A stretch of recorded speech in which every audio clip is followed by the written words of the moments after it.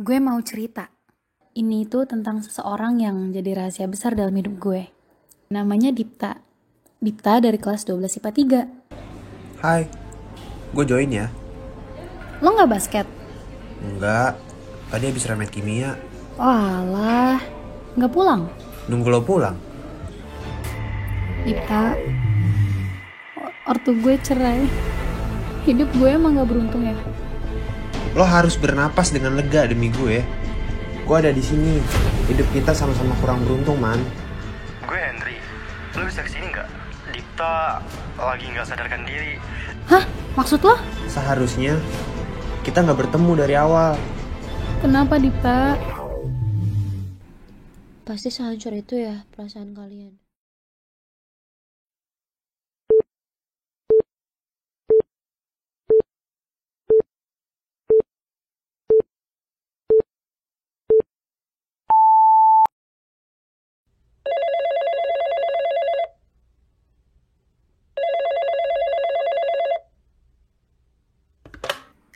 Gue mau cerita. Cerita apa, Man? Tumben banget lo mau cerita. Lo yakin mau dengerin semuanya? Iya, ayo cepetan cerita, Besti. Oke. Sebelum gue cerita, gue mau kasih warning aja nih kalau ini tuh tentang seseorang yang jadi rahasia besar dalam hidup gue. Gue gak pernah cerita soal dia ke siapapun. Siapa? Orang itu gak pernah kelihatan deket sama gue, biarpun emang kita pernah sedekat itu. Siapa? Kayaknya lo bingung ya? Iya, maksud lo siapa sih? Oke, namanya Dipta. Dipta dari kelas 12 IPA 3. Sekarang gue mau mulai ceritanya. Jangan dipotong sama sekali, oke? Seorang laki-laki datang menghampiri Amanda. Lo ada minum nggak? Ada. Sorry, minuman lo habis. Gue capek banget. Kalau gue beli minuman ke kantin keburu pingsan. Nggak apa-apa kok. Gue ganti ya. Nggak usah. Gue nggak enak. Gue beli dulu ya. Lo tunggu di sini. Selang waktu beberapa menit, Dipta pergi, terus balik lagi membawa minuman botol. Nih, Oke, thank you. makasih juga. Gue balik ya. Supir gue udah jemput. Oke, makasih banyak ya minumannya. Hati-hati. Nama cowok tadi siapa ya? Akhir-akhir ini, Amanda tidak melihat Dipta selama beberapa hari. Baru teringat, sewaktu melihat lapangan dan anak basket lagi bermain, ia tidak melihat Dipta. Hari ini sudah waktunya pulang sekolah juga, sama seperti waktu hari itu. Nada sudah pulang sejak tadi. Naik ojek online. Kalau Amanda harus menunggu supir menjemput yang kabarnya selalu tidak jelas. Amanda duduk di bangku kantin dan asyik memakan seblak yang tidak terlalu pedas. Tiba-tiba saja seseorang menepuk bahunya dan duduk di depannya. Ia memperhatikan Amanda yang sedang makan. Lo? Hai, gue join ya. Lo nggak basket? Enggak, tadi habis remet kimia. Walah, nggak pulang? Nunggu lo pulang. Canda. Muka lo kaget amat.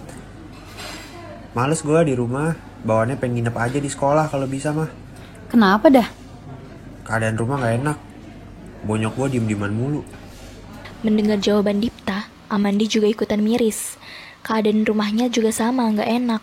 Bedanya orang tuanya lebih sering berantem daripada kalemnya kalau di rumah.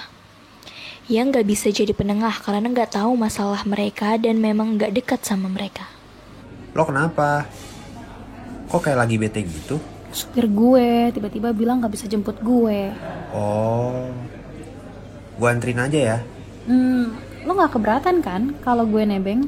Santai aja. Makasih ya, Tak. Dipta mengangguk. Amanda menaiki motor Dipta. Kemudian, Dipta langsung melajukan motornya meninggalkan kediaman Amanda.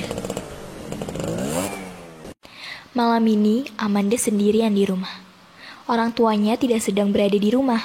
Amanda merasa orang tuanya sudah saling tidak peduli satu sama lain dan dia dilupakan. Sendirian di kamar, Amanda mendengarkan lagu yang terputar di YouTube sampai lupa sudah jam 8 malam dan dia belum makan malam. Kemudian, dia membuka ponselnya dan berniat memesan makanan lewat layanan ojek online, sembari mendengarkan musik. Tiba-tiba Dipta menghubunginya. Belum. Laper deh. Keluar yuk. Yuk, gas. Gue ke rumah lo ya.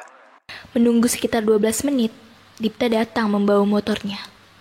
Amanda yang sudah memakai jaket dan celana jogger pun bergegas keluar dan menaiki motornya. Lo makan apa? Pecel lele? Oke.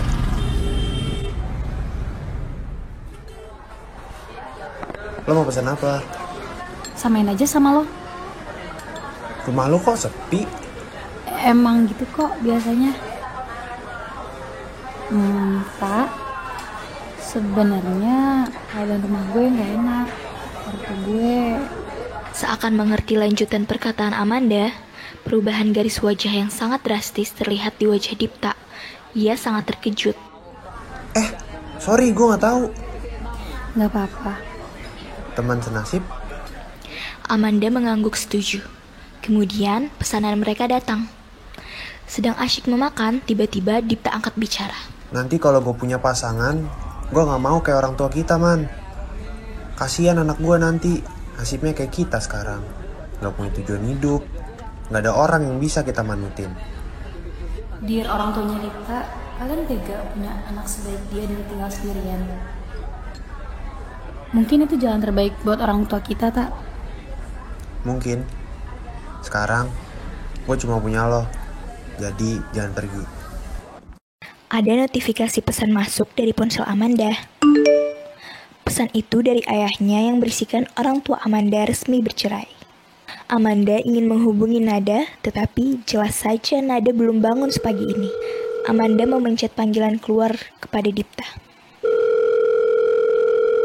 Halo, Dipta, kenapa, man? ortu gue cerai. Manda, gue kesana ya, jangan kemana-mana. Beberapa saat kemudian, terdengar suara motor Dipta yang parkir di garasi rumahnya. Dipta tanpa diminta masuk ke dalam ruang tamu dan duduk di samping Amanda. Dan keduanya terdiam sejenak. Ada jeda beberapa menit hingga akhirnya Amanda memulai pembicaraan. Tak, gue nggak tahu masalah orang tua gue kenapa. Tapi seenggaknya apa mereka bisa bertahan demi gue. Sekolah, nggak ada orang yang bisa bangga sama pencapaian gue lagi. Kuliah, kayaknya mustahil. Apa saja udah sesek banget. Gue nggak punya siapa-siapa, tak. Bahkan orang yang harusnya mendukung gue pergi. Hidup gue emang gak beruntung ya. Man, lo punya gue. Lo bisa bikin gue bangga. Lo harus bernapas dengan lega demi gue. Gue ada di sini. Hidup kita sama-sama kurang beruntung, man. Karena nyatanya, gue juga baru tahu alasan orang tua gue mau cerai karena ibu gue selingkuh. Maaf ya, tak. Gue Lo juga satu-satunya yang gue punya.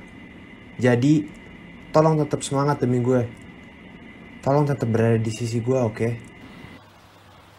Tempo hari setelah Dipta menemani Amanda yang sedang rapuh, Amanda dibuat bingung dan berpikir apa yang Dipta maksud.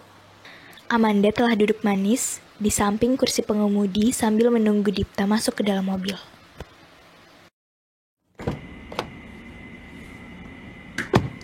Mau langsung pulang?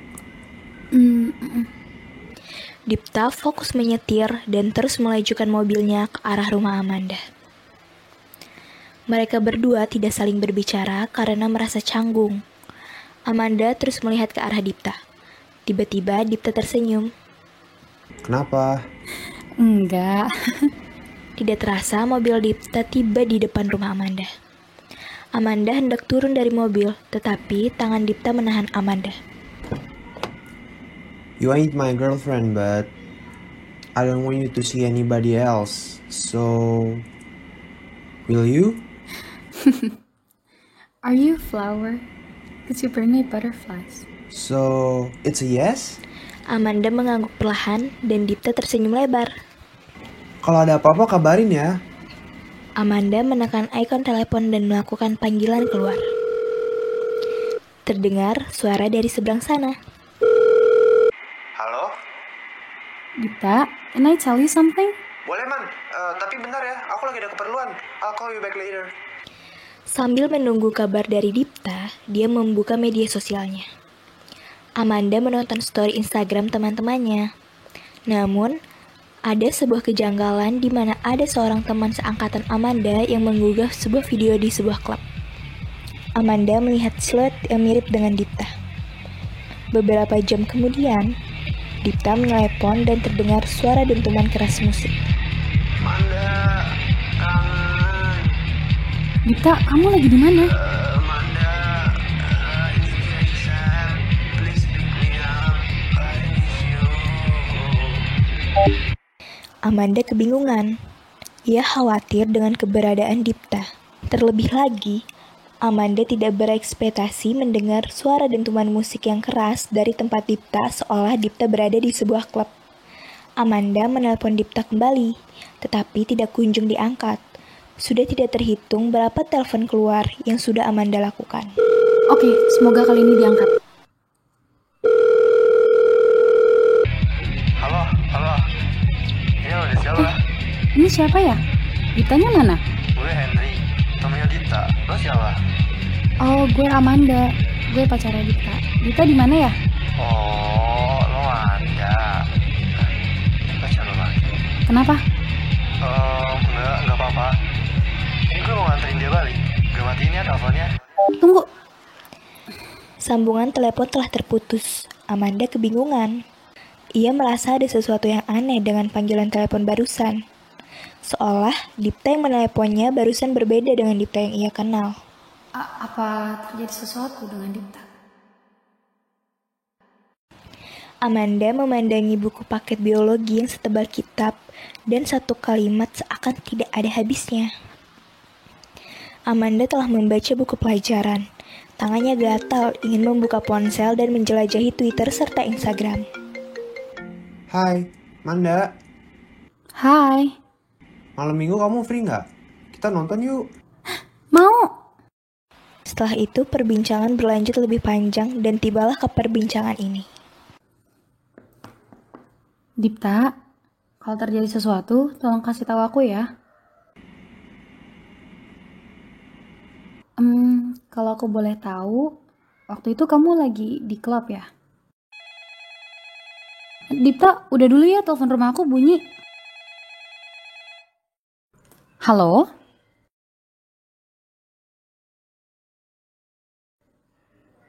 Kalau cuma telepon penipu aku matiin ya. Jangan dimatikan. Ini ayah. Ayah? Kenapa telepon rumah? Aku kan punya ponsel. Ini ayah tadi coba menelpon kamu lewat ponsel kamu nggak diangkat. Itu nggak penting. Bagaimana kabar kamu, nak? Sehat? Aku baik. Ayah gimana? Ayah juga baik. Begini, ayah mau memberitahumu sesuatu. Ayah harap kamu mengerti. Apa ya? Ya, setelah berpisah sama ibu kamu, ayah merasa kesepian. Ayah butuh seseorang pengganti ibu kamu. Ayah harap kamu mengerti. Aku ngerti kok ya. Aku juga punya seseorang sekarang. Kamu punya pacar? Gitu deh. Ngomong-ngomong, kamu bisa datang nanti hari Sabtu. Ayah mau ajak kamu bertemu sama pacar baru ayah. Cie, ayah nggak jomblo lagi. Kamu bisa kan? Bisa kok ya. Amanda berjalan mondar-mandir bingung.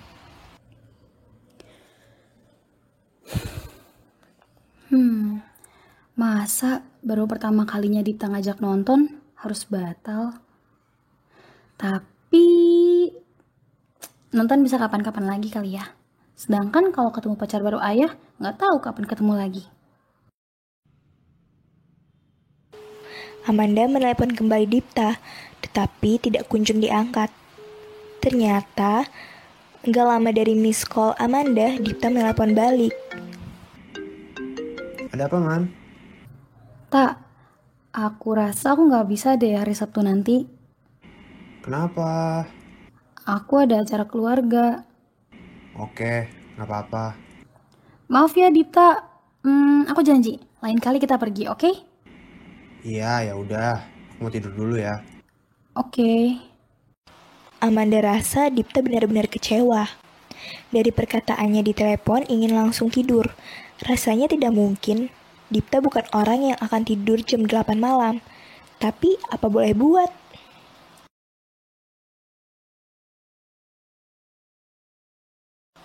Keesokan harinya, Amanda bertemu Dipta. Tapi dia tidak menyapa lebih dulu seperti biasanya. Bukan berarti Amanda manja harus disapa lebih dahulu. Tapi semuanya begitu aneh. Dipta, Hai, kamu kenapa? aku nggak apa-apa. Aku mau ke kelas ya. Ada yang harus aku kerjain. Oke.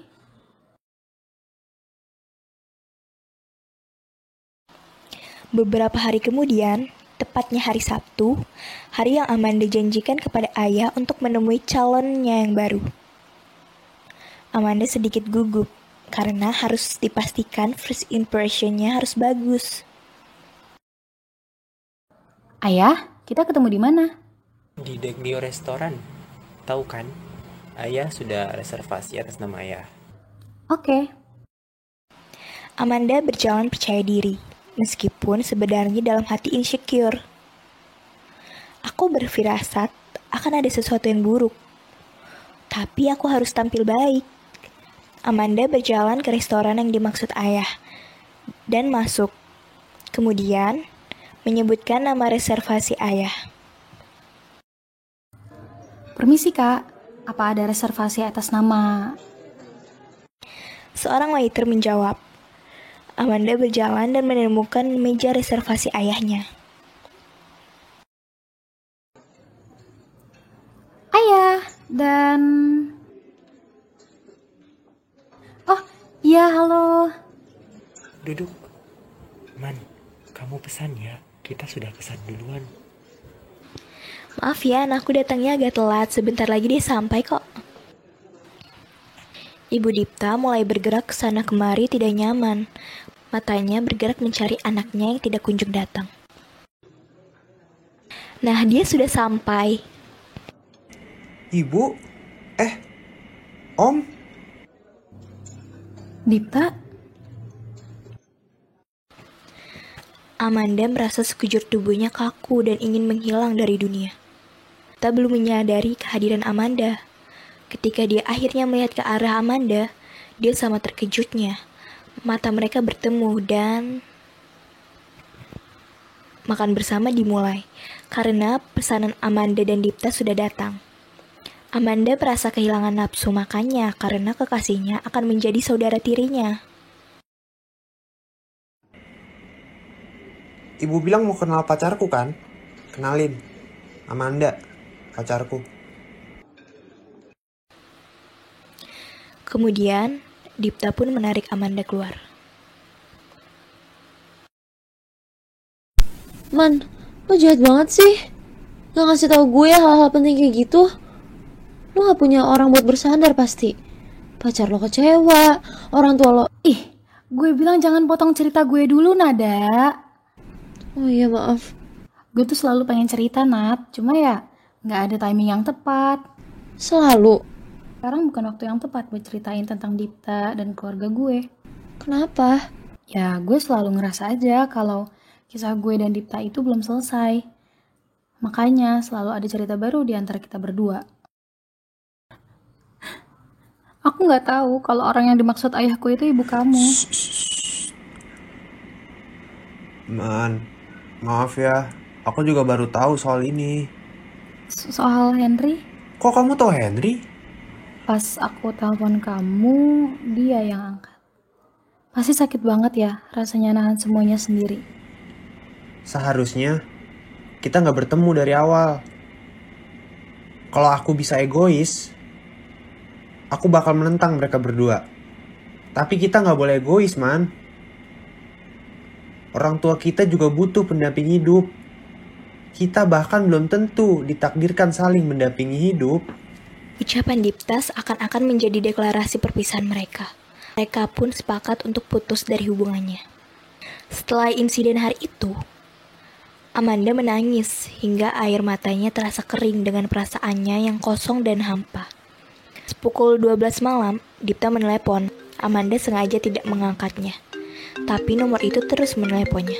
Akhirnya Amanda mengangkat teleponnya karena berpikir ada sesuatu yang gawat. Halo? Halo, lo Amanda ya? Gue Henry. Lo bisa kesini nggak? Dipta lagi nggak sadarkan diri dan nyebut nama lo terus. Hah? Maksud lo? Jadi gue sama Dipta lagi di... Oke, makasih infonya Henry, gue kesana. Pukul 12 malam, Amanda nekat mengemudi menuju klub yang disebutkan Henry. Meskipun jaraknya agak jauh, matanya sudah agak berkunang-kunang karena kelelahan sehabis menangis harian. Tetapi Dipta membutuhkannya. Tiba sampai di sana, suara dentuman keras musik di dalam klub dan orang-orang yang menari di atas dance floor membuat Amanda sulit mencari Dipta. Namun pada akhirnya, Amanda menemukan Dipta bersama seorang laki-laki lain yang tidak lain adalah Henry. Dipta sedang mabuk dan mengucapkan kata sembarangan. Dipta? Amanda merasa miris melihat keadaan Dipta. Yang lebih parahnya lagi adalah Amanda melihat beberapa bekas bungkusan plastik kecil yang berisi obat-obatan terlarang. Seketika, bukan hanya Amanda yang hancur, tetapi juga dunianya. Dipta, ayo kita pulang. Amanda, maaf banget gue nggak bisa jaga dia sampai kayak gini. Amanda tidak menanggapinya dan segera membopong Dipta menuju mobil dan membawanya pulang. Perjalanan menuju rumah Dipta seakan memakan waktu yang sangat panjang. Amanda menatap sesaat Dipta yang penampilannya sudah tidak karuan. Kenapa, Dipta? Pasti sehancur itu ya perasaan kalian. Gue hancur banget. Tapi lebih hancur lagi lihat Dipta kayak gitu. Seakan-akan ya gue sendirian di dunia ini. I'm so sorry to hear that. Maaf banget karena gue gak ada di sana waktu itu. Perasaan lo sekarang gimana? Gue udah jauh lebih baik sih dan gue udah ngikhlasin apa yang terjadi. Amanda. Nat, udahan ya, ibu gue manggil. Dah. Man, tahun baru mau ketemu keluarga ayah kamu. Mendengar pertanyaan itu keluar dari mulut ibunya, Amanda bergeming. Tapi kalau kamu gak siap, gak apa-apa. Ibu gak maksa. Enggak apa-apa, Bu. Semuanya udah berlalu. Memang, kamu anak baik, Manda. Dan kamu ketemu orang yang sama baiknya di masa muda kamu. Maaf, seandainya ibu dan ayah kamu gak cerai, kamu gak perlu putus sama Dipta. Bu, semuanya udah ditakdirkan kayak begini. You met him when you are wiser. Benar saja, hari itu tanggal 1 Januari. Amanda pergi ke kediamannya yang lama dengan diantar oleh ibunya. Tapi rumah itu sekarang jadi rumah keluarga baru ayah Amanda. Amanda berdiri di depan pagar dan menarik napas sekuat-kuatnya karena takut tiba-tiba rasa sakit itu datang lagi. Kalau kamu masih belum siap, kamu bisa ikut ibu pulang. Aku nggak apa-apa kok, Bu. Ibu hati-hati ya di jalan. Nanti kabarin aku kalau udah sampai rumah. Amanda membawa bingkisan ke dalam rumah dan bertemu keluarga baru ayahnya. Ayah, udah lama nggak ketemu. Ayah, aku mau cari Dipta dulu ya. Dipta pun menyadari kehadirannya. Hai, Hai, gimana perasaan lo? I'm great. Gue udah jauh lebih baik, nggak sehancur dulu. Syukurlah. Kalau lo... Amanda rasa pertanyaan itu tidak perlu dipertanyakan lagi karena kondisi Dipta saat ini kacau, penuh dengan skandal dan sudah menjalar ke satu sekolah. Masih sama setelah kehilangan lo dan semuanya. Dipta, gue boleh minta satu permintaan. Apa? Tolong, berdamai sama masa lalu kita.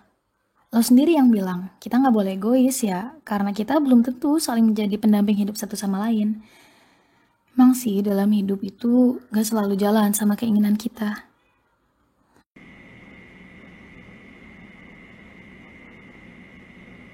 Gue belum bisa berdamai sama masa lalu, dan gue harap gue gak pernah sehancur ini. I am not expecting you to understand, but can you give me a hug? I need someone to lean on. Amanda dan Dipta bergeming sembari merasakan pelukan satu sama lain. Namun, tiba-tiba Dipta angkat bicara. If you were a drug, you'd be opioids. You fix the pain, and it is highly addictive. And when you leave, it's extremely painful. Dipta mendengarkan musik dengan earphone-nya di sofa ruang tamu dengan mata terpejam. Amanda menghampirinya dan menarik salah satu earphone-nya. Serius banget dengernya? Sampai gak sadar kalau gue dari tadi di sini. Hah, healing banget dengerin lagu kayak gini. Amanda ikut tersenyum dan merasa senang dengan kenyataan bahwa keadaan Dipta perlahan mulai membaik dibandingkan dengan tahun lalu. Selama setahun ke belakang, Amanda adalah orang yang menemani Dipta melakukan rehabilitasi dari obat-obatan terlarang serta menemui psikiater. Dipta mulai bisa menerima kenyataan yang ada dan membuka lembaran baru di hidupnya dengan menjadi pribadi yang lebih baik lagi. Gimana? Apanya yang gimana? Itu, Kating yang sering ngajak pulang bareng. Apaan sih orang cuma pulang bareng? Makasih ya, udah bantuin gue bangkit dan rehabilitasi dari semua ini. Iya, sama-sama Dipta. Makasih banyak juga karena lo udah ada di kala sulit gue. Percakapan mereka berdua berlanjut dengan menyenangkan. Selama setahun ini, Amanda dan Dipta saling mencurahkan perasaannya satu sama lain, menertawakan hidup, menangis karena putus asa, dan bangkit bersama. Mereka menyadari bahwa hidup mereka berdua masih panjang, dan mereka perlu berdamai dengan diri sendiri. Amanda dan Dipta pernah berpikir bahwa pertemuan dan persamaan yang pernah ada memanglah tepat. Namun, semua pada waktu yang salah. Andai mereka bertemu lebih awal sebelum orang tua mereka bercerai, mungkin saja ceritanya tidak akan seburuk ini. Amanda dan Dipta juga tersadar bahwa semenjak masa lalu itu, mereka menjadi lebih kuat. Mereka belajar untuk tidak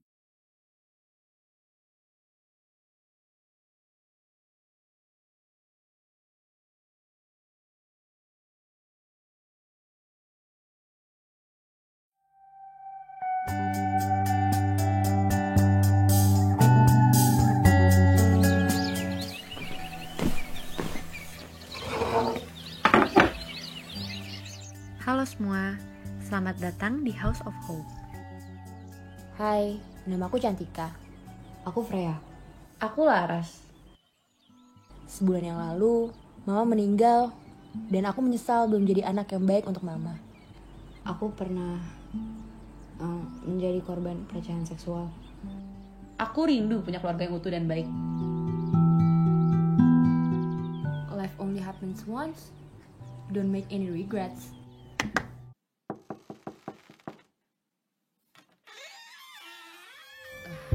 Freya.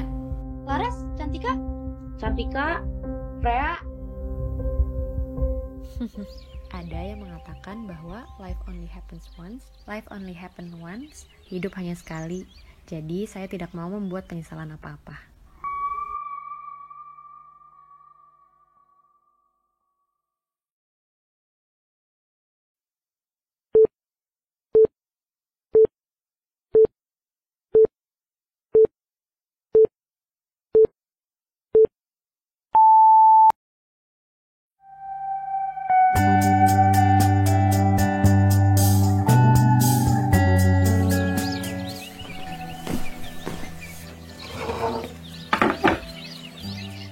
Halo semua, selamat datang di House of Hope. Saya di sini akan bantu kalian sebagai konselor. Sebelumnya, mari kenalan terlebih dahulu dan boleh cerita singkat tentang hidup masing-masing supaya kita semua di sini bisa open up. Hai, nama aku Cantika. Bapak gak pernah ada dalam hidup aku dan Mama. Dan dari kecil, aku dituntut jadi tulang punggung keluarga. Aku ke Jakarta, Mama tetap tinggal di Sumatera. Aku workaholic, jadi jarang ketemu mama ataupun berkontak dengan beliau. Sebulan yang lalu, mama meninggal dan aku menyesal belum jadi anak yang baik untuk mama. Turut berduka cita, Cantika. Oke. Sekarang giliranku. Halo semua, aku Freya. Aku pernah menjadi korban pelecehan seksual. Dari aku kayaknya cukup sekian. Kalau kamu gimana? Aku Laras. Bapakku udah meninggal. Dan aku tinggal sama mama. Ibu single mom. Career woman juga. Dan akhirnya ibu nikah lagi. Kalau suami barunya lagi emosi, aku yang kena. Aku rindu punya keluarga yang utuh dan baik. Cantika, Freya, Laras, terima kasih sudah mencoba terbuka dan menerima masa lalu. Di sini tidak ada judgement, feel free untuk jadi diri sendiri. Sebelum kita mulai, saya mau ngasih satu pertanyaan. Kalau kalian punya kesempatan untuk kembali ke masa lalu, apa ada yang ingin kalian ubah di hidup kalian? Silahkan dipikirkan, saya tinggal sebentar. Apapun yang terjadi, jangan tekan tombol yang ada di situ.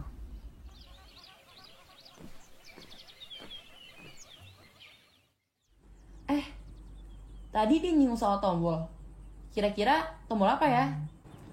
Iya, aku juga penasaran. Aku mau lihat-lihat sebentar. Aku ikut. Freya, kamu mau ikut? Yuk!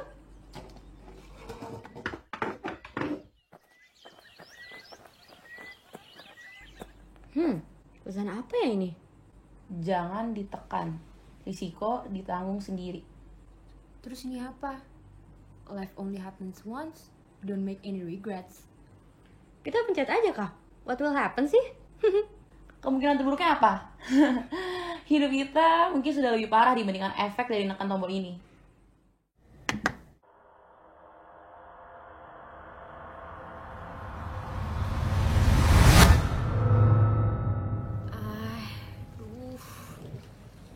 Sakit banget kepalaku. Kayak aku masuk angin deh. By the way, tadi kenapa ya guys? Loh, Laras, Freya, kalian di mana? Loh, kok nggak ada mereka sih? Di luar pun juga nggak ada. Dan kenapa tiba-tiba di luar udah malam gini ya? Jangan bilang aku tiduran. Siapa nih yang telepon malam? Hah? Mama? Enggak mungkin. Mama kan udah meninggal. Pasti bercandaan deh. Halo? Ini siapa? Berani banget ya lo? Lo kira ini lucu? Halo Cantika.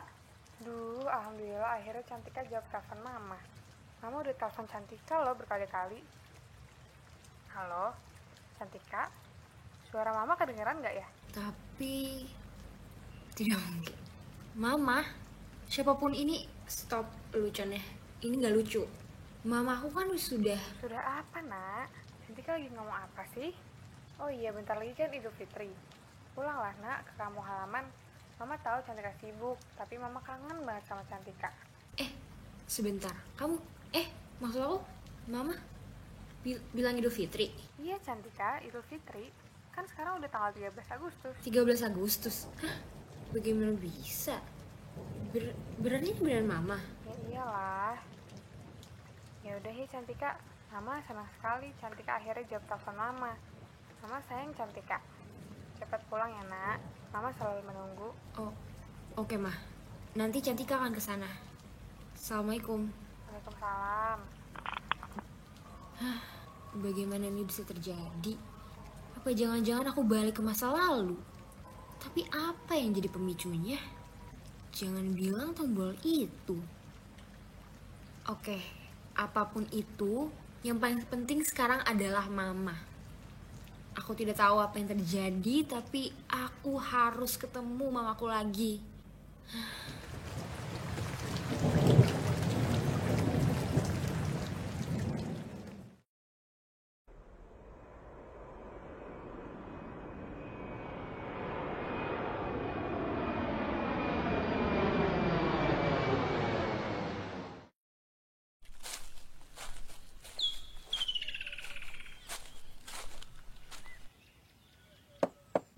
Assalamualaikum.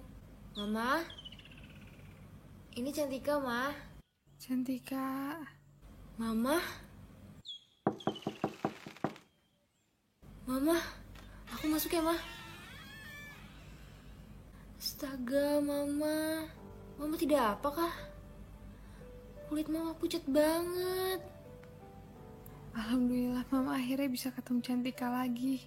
Mama senang sekali. Ma, apakah ada sesuatu yang Mama perlu beritahu Cantika? Ma, tolong, Ma. Sejujurnya Mama sedang sakit. Dokter bilang waktu Mama tidak lama. Mama, kenapa Mama tidak pernah beritahu Cantika soal ini? Sampai-sampai Cantika tidak sempat.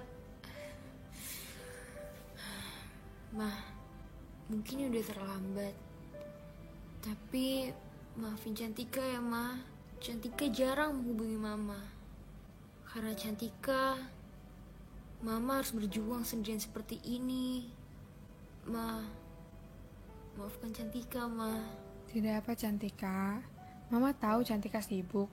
Dan Mama tidak ingin menghalangi Cantika dari mimpi Cantika. Tidak, Ma. Mama tidak pernah menghalangi mimpi Cantika. Mama selalu mendukung Cantika. Cantika tidak akan pernah meninggalkan Mama lagi. Cantika sayang sekali dengan Mama.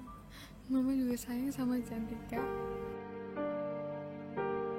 Mama sudah tiada. Kenapa hatiku tetap sangat sedih ya? Padahal aku sudah tahu hal ini pasti akan terjadi. Tetapi setidaknya aku bisa membuat Mama bahagia untuk terakhir kalinya. Meskipun hanya sebentar. Permisi, kamu anaknya ya yang sedang berduka. Turut berduka cita ya, Cantika. Iya, aku Cantika. Terima kasih ya, Kak. Apakah Kakak pernah kenal dengan mama saya sebelumnya? Iya, kebetulan saya kenal sama ibunya Cantika. Semoga almarhumah tenang ya di sana. Iya, aku sedih Mama sudah tiada. Tetapi di satu sisi aku juga senang karena setidaknya Mama tidak perlu kesakitan sekarang. Dan aku lega karena aku berada tepat di samping Mama di momen terakhirnya. Wah, baguslah kalau begitu. Ada yang mengatakan bahwa life only happens once, jadi lebih baik hidup tanpa penyesalan. You'd know better than anyone else. Kalau begitu, apakah Cantika sudah tidak ada penyesalan lagi? Hah? Apa maksudmu? Loh, kemana dia? Aneh. Apa maksudnya dari kata-kata itu? Life only happens once? Tunggu. Bukankah itu kata-kata yang terdapat pada tombol di ruangan itu?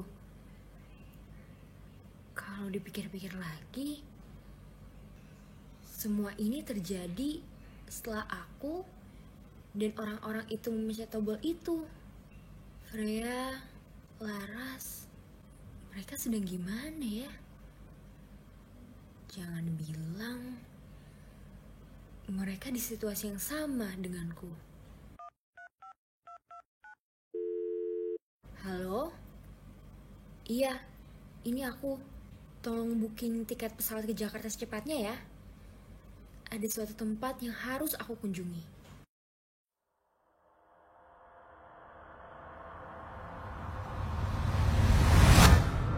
Wow, oke, bingung. Barusan kenapa guys? Kok gak ada siapa-siapa di sini? Laras, Cantika, kalian di mana? Halo? Duh, mereka kemana sih? Aneh. Oh, pulang aja deh. Konselornya juga kayak nggak ada. Ya pantas aja jadi korban pelecehan seksual. Anaknya emang dekat sama banyak cowok kan? Iya bener, kakaknya juga cantik. Ini apa lagi ya? Aku lagi yang diserang. After all this time, mereka memutuskan untuk nyerang aku lagi. Cuma aku bela diri. Halo? Mika? Freya, lo gak apa-apa? Gue baru dengar soal apa yang terjadi kemarin di bar. I'm so sorry, Frey. Harusnya gue nggak pulang lebih duluan dari lo. Sebentar. Kok kemarin?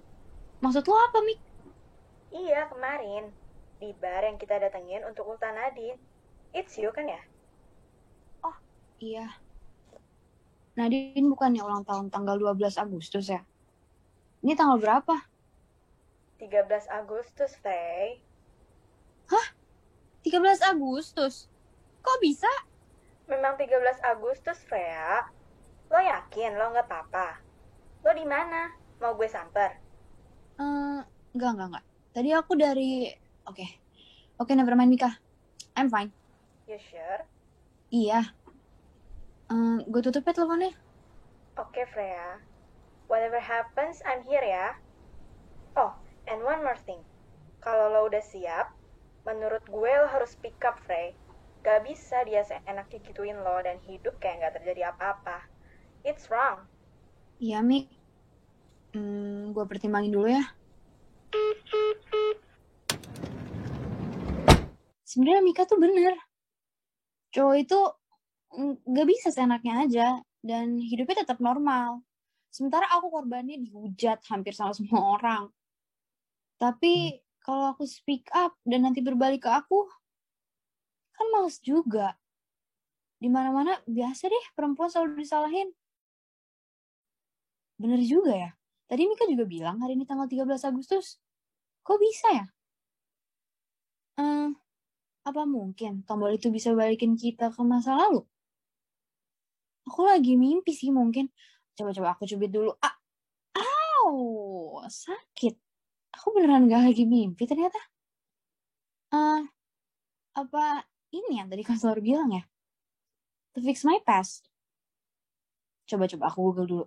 Kemana lapor pelecehan seksual? Komnas HAM. Instagram ada. Nomor yang bisa dihubungi juga ada. Hubungin gak ya? Duh, takut. Oke. Aku akan lapor. Demi Freya yang dulu, yang belum berani speak up, this one is for you. Aku gak tahu apa yang akan terjadi nantinya, tapi dengan aku lapor, semoga semakin banyak perempuan yang berani membela dirinya. Halo? Aku mau laporin pelecehan seksual.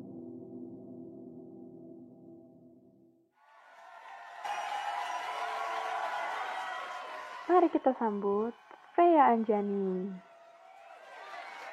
Terima kasih MC. Halo semua. Terima kasih sudah menyempatkan datang ya ke acara awareness ini. Semoga dengan acara awareness tentang sexual harassment ini aku bisa bantu banyak orang. Once again, thank you and enjoy your night.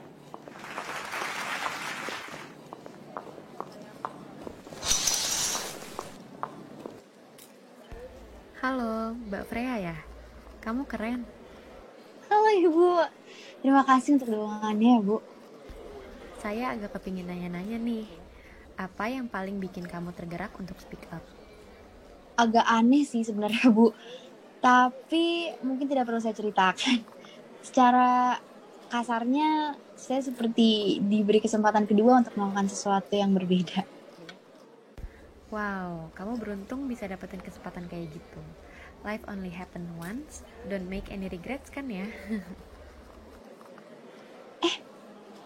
Kok tampaknya aku kayak ingin sesuatu ya soal kata-kata itu. Permisi Bu, saya pergi dulu ya.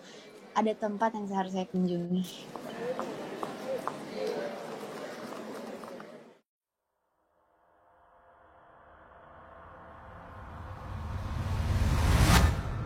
Kok sepi? Cantika, Freya, kalian di mana? Udah sore nih. Aku kayaknya pulang aja deh. Di sini menyeramkan.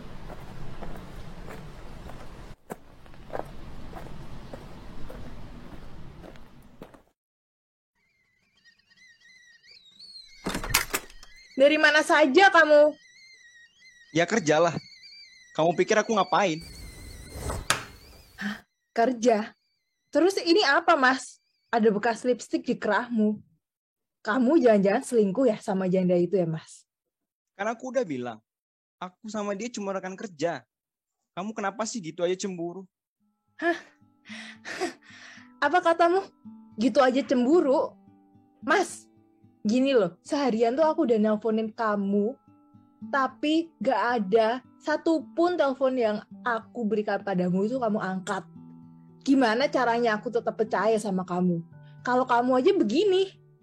Jangan berani-beraninya ya kamu. Kamu mau aku pukul? Urus aja anakku yang satu itu. Gak usah urus hidup aku. Cukup, stop. Aku capek. Aku nggak tahan lagi setiap hari dengerin kalian berantem kayak gini. Dan kamu, jangan berani-beraninya kamu pukul ibu saya. Diam. Kamu mulai berani ya kayak ibu kamu. Jangan berani-beraninya. Kurang ajar sama aku, Laras. Percuma ya aku di sini niat baik mencari nafkah, tapi apa yang aku dapatkan? Cuma tuduhan palsu dan anak yang tidak berbakti. Renungi saja perbuatan kalian. Ketika aku kembali, semua ini sudah harus bersih. Laras, kamu nggak apa-apa kan, Nak? Aku nggak apa-apa, Bu. Tapi kenapa ibu terus tahan diperlakukan seperti itu sama laki-laki kasar itu, Bu? Aku nggak suka dia. Dan aku nggak suka ibu bertengkar sampai akhirnya ibu disakitin. Aduh, Nak. Maafin Ibu ya, Laras.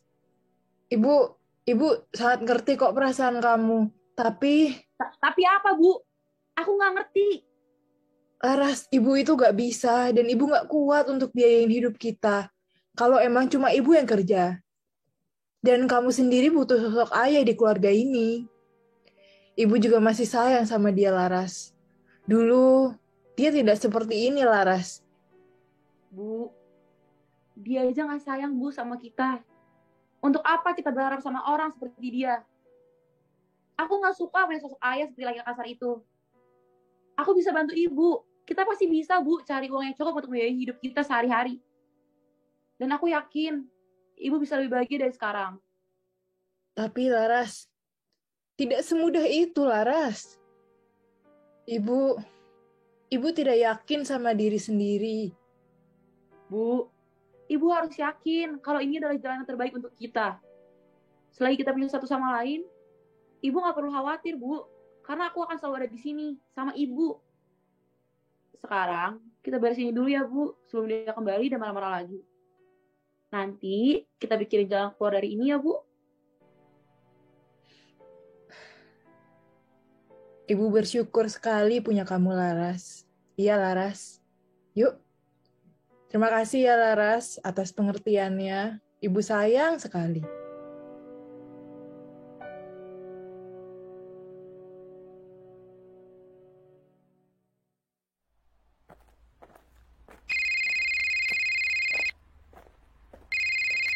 Hai, Ibu.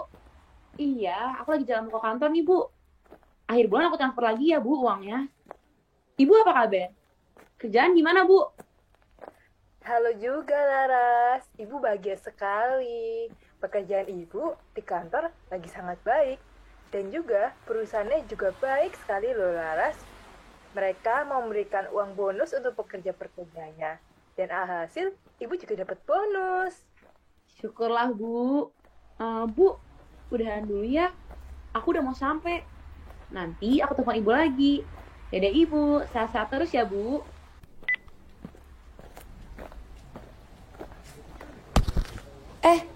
Sorry. Ibu nggak apa-apa, Bu. Maaf, aku tadi baru selesai nelfon dan ngeliatin jalan. Iya, nggak apa-apa. Santai aja. Saya juga lagi jalan-jalan aja di sini, memandangi langit, menghirup udara yang ada. Sayang sekali ya, hidup hanya sekali. Jadi saya tidak mau membuat penyesalan apa-apa. Iya, bener, Bu. Baik, aku duluan ya, Bu. Permisi.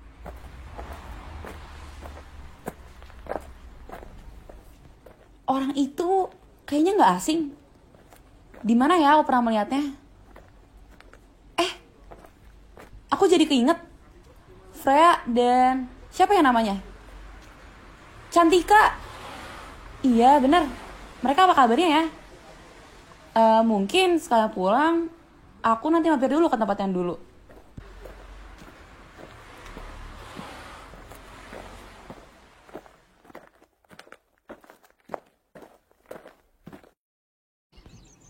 Ini tempatnya kan ya? Iya, kalau aku nggak salah inget, bener ini tempatnya. Cantika, Freya. Hai Laras, apa kabar? Aku baru pulang kantor dan hidupku baik-baik saja. Meskipun cuma aku dan ibu, tapi itu masih lebih baik dari hidup di bayang-bayang mantan suaminya. Kalau kamu? Aku juga nikmatin hidupku bareng Mama. Sampai akhirnya Mama dipanggil untuk kembali ke sisi Tuhan pun, aku ada di sebelah Mama. No more regrets. Turut berduka cita ya Cantika. Kalau kamu gimana, Frey? Aku akhirnya speak up soal sexual harassment yang aku alamin. Aku juga menyebarkan awareness soal hal-hal ini. And I could say I'm in a happier state in my life. Happy for us. Jadi, kenapa kita kumpul di sini? Tadi di acaraku ada seorang ibu-ibu yang ingetin aku sama hal yang terjadi di sini. Jadi aku kesini. Loh, di pemakaman ibuku juga ada seorang kakak yang datang ke aku dan aku jadi ingat untuk kesini lagi. Aku juga tadi bertemu orang yang mengingatkan aku untuk balik sini. Well, ada satu teori. Mungkin ibu itu ingin kita ketemu lagi. But what for?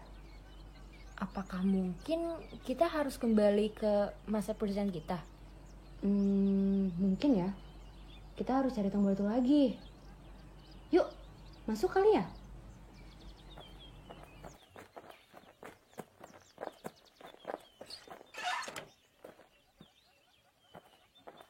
Di sini. Cantika, Freya, aku nemu tombolnya. Ini kita pencet aja. I guess so. Kita berhasil memperbaiki masa lalu kita kan? No regrets? Iya. Di hitungan ketiga kita pencet bareng-bareng ya. 1, 2, 3.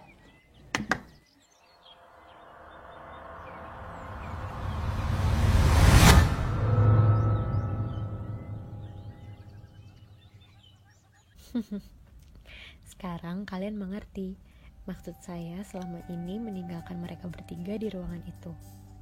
Manusia hidup hanya sekali. Buatlah setiap harinya berharga dan jangan membuat penyesalan apapun. Untuk kamu yang lagi berjuang menyembuhkan luka hatimu, semangat. Kita berjuang bersama-sama.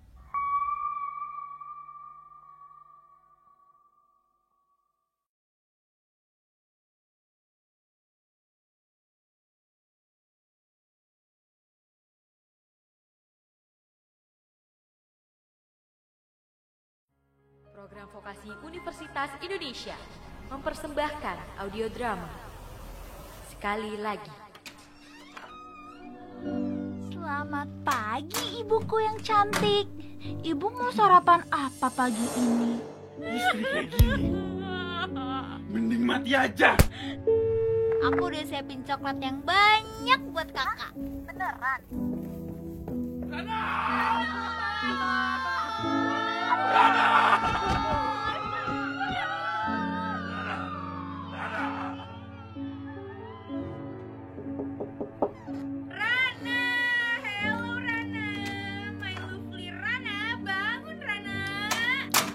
Kesenangan kita nikmati, rasa kecewa kita maafkan, dan perlahan lupakan. Mbak Isa yakin Non bisa? Iya kan Non?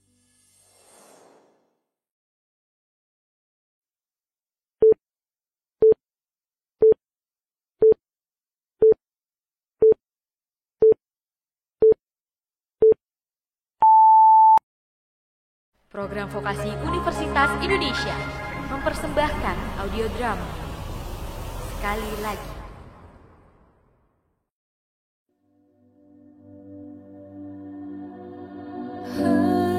Berjalan mengikuti masa,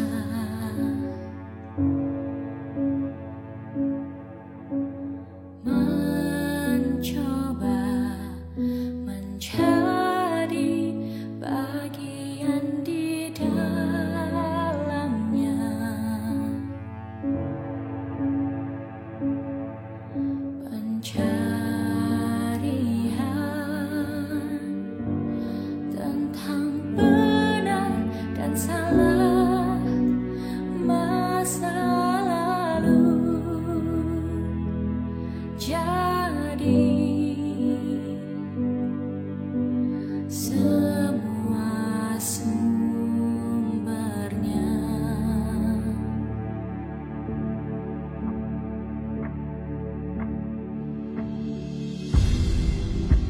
Kata orang, keluarga adalah unit terkecil di mana kita bisa belajar saling menyayangi, belajar saling memahami, dan belajar menjadi pribadi yang lebih baik.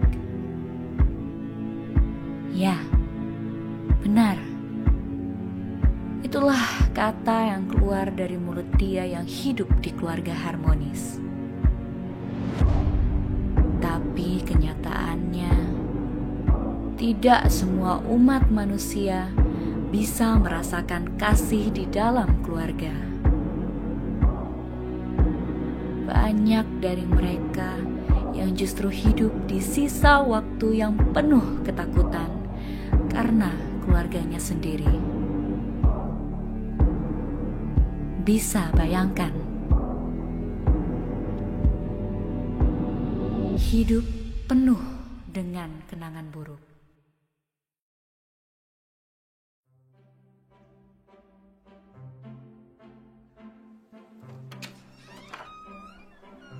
Selamat pagi ibuku yang cantik.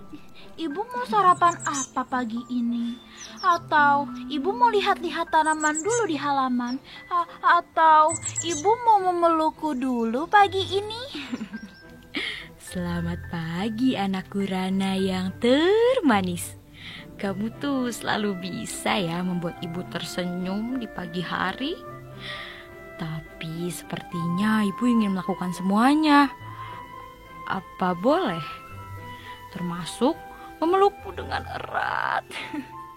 Sini dekap ibu. Ibu bisa saja. Ibu, pagi ini Mbak Isa memasak makanan kesukaan ibu loh. Sayur asem. Wih, Rana yakin ibu pasti mau memakannya. Rana suruh Mbak Isa mengambilkannya ke kamar saja ya, biar ibu tidak perlu lelah-lelah keluar kamar. Mbak Isa! Mbak Isa! Dalam no. Mbak Isa! Sebentar. Ibu sudah bangun. Bawakan 2 piring makanan ke atas ya. Cepat! Jangan sampai ibu menunggu terlalu lama. Ibu sudah lapar. Iya, Non. Mbak bawakan ke atas.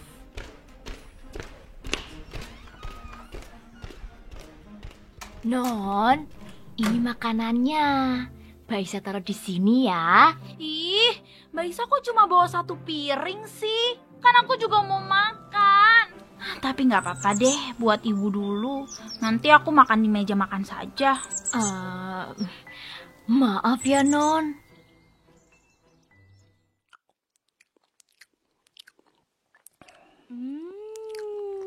Enak ya nak makanannya. Mbak Isa makin jago masak ya. Kamu harus belajar masak ya nak, biar nanti suamimu senang. Ibu, aku sudah bilang, aku tidak akan menikah. Sampai kapanpun, aku tidak akan menikah. Aku tidak mau seperti ibu harus tinggal dengan pasangan yang hanya bisa memukul setiap hari. Aku tidak akan menikah. Ibu jangan pernah menyebut kata suami di depanku. Aku tidak akan menikah. Rana jangan seperti itu, Rana. Diam ibu bodoh. Bisa-bisanya selalu memberi kesempatan kepada suami yang brengsek. Lihat sekarang, kita hanya berdua. Buat apa ibu menyuruhku menikah kalau ibu sendiri tahu menikah adalah hal buruk? Aku benci mengingatnya. Non, tenang, Non. Ada Mbak Isa, Non.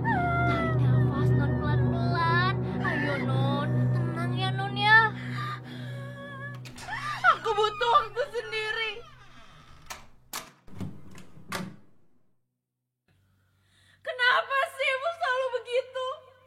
Mengingatkanku untuk belajar masak agar suamiku kelak akan senang. Buat apa? Lelaki itu gak ada yang baik. Lelaki itu brengsek. Lelaki itu semuanya bisa menyakitkan. Lelaki itu gak akan ada yang bertahan sampai akhir.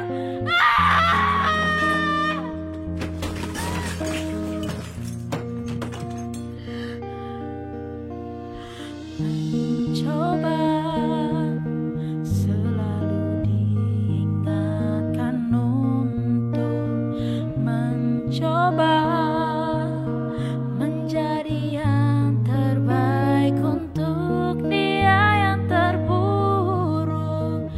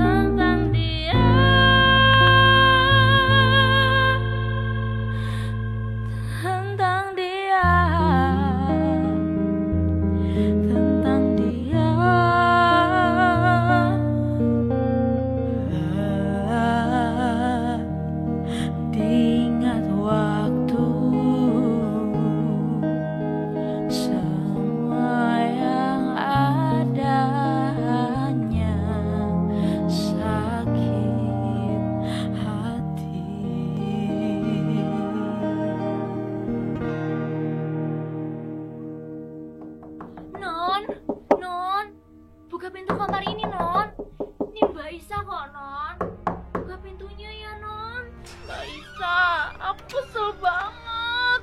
Aku nggak bisa denger ibu ngomong gitu. Iya, Non. Sabar ya, Non.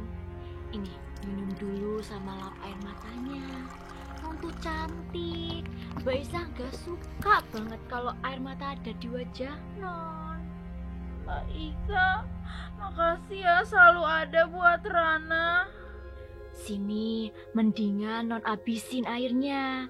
Terus tiduran sambil denger Mbak Isa cerita ya.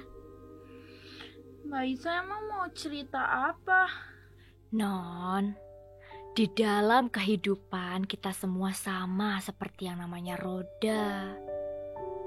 Apapun yang sedang kita hadapi sekarang itu seperti jalan. Tempat roda itu akan berputar. Semua sedih, kesenangan, kebimbangan, dan kecewa itu seperti polisi tidurnya. Apa roda akan putar balik hanya karena ada polisi tidur? Enggak kan, Non? Semua polisi tidur itu kita lalui bersama. Kesenangan kita nikmati, rasa kecewa kita maafkan, dan perlahan lupakan. Mbak Isa yakin Non bisa? Iya kan, Non? Non malah tidur. Ngantuk ya pasti habis nangis. Yo wes, selamat tidur ya Non.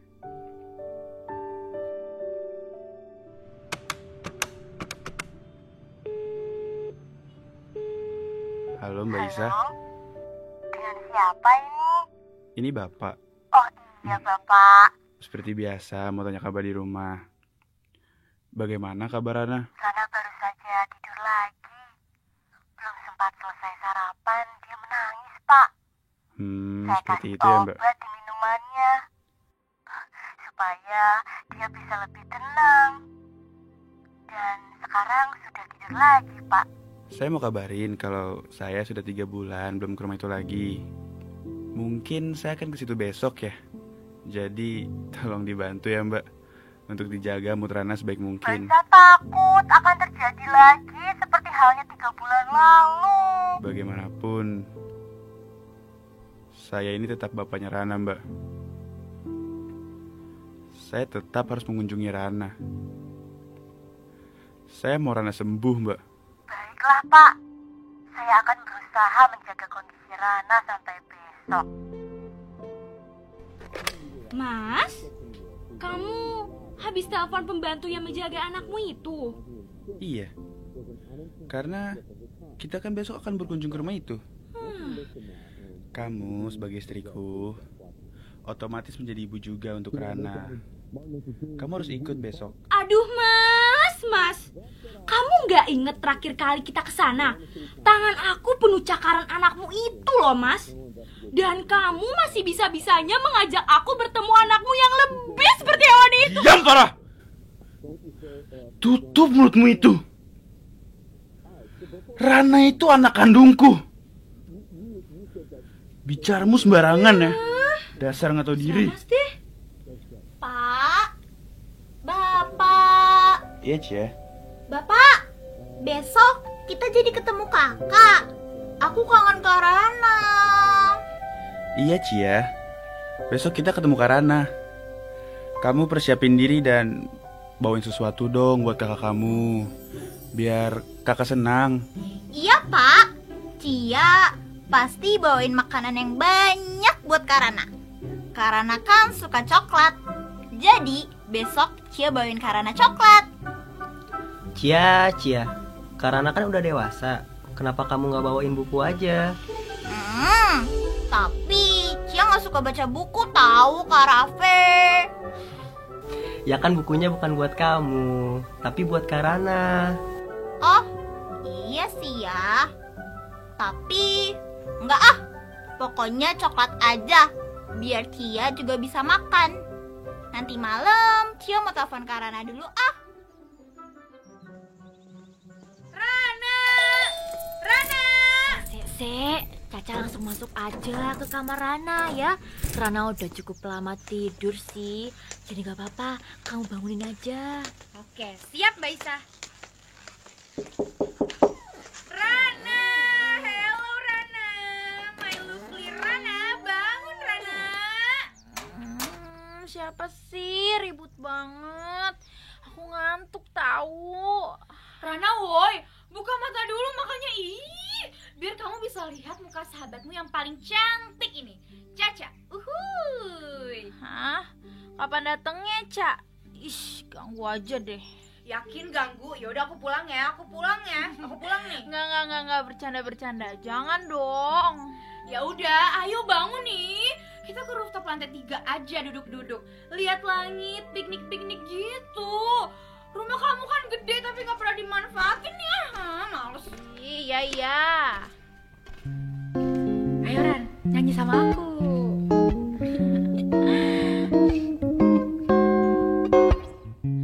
Lewati hari dengan senang, seperti ada harapan baru. Bertemu sahabatku yang selalu ada untukku.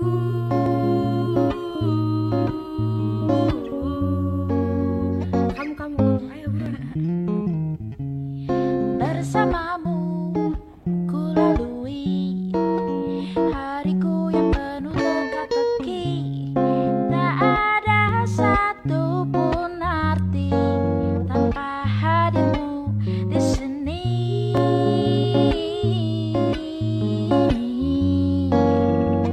Bareng, ayo. Berjalan maju ke depan pastilah sangat sulit tanpa kamu di sini. Entah apa jadinya.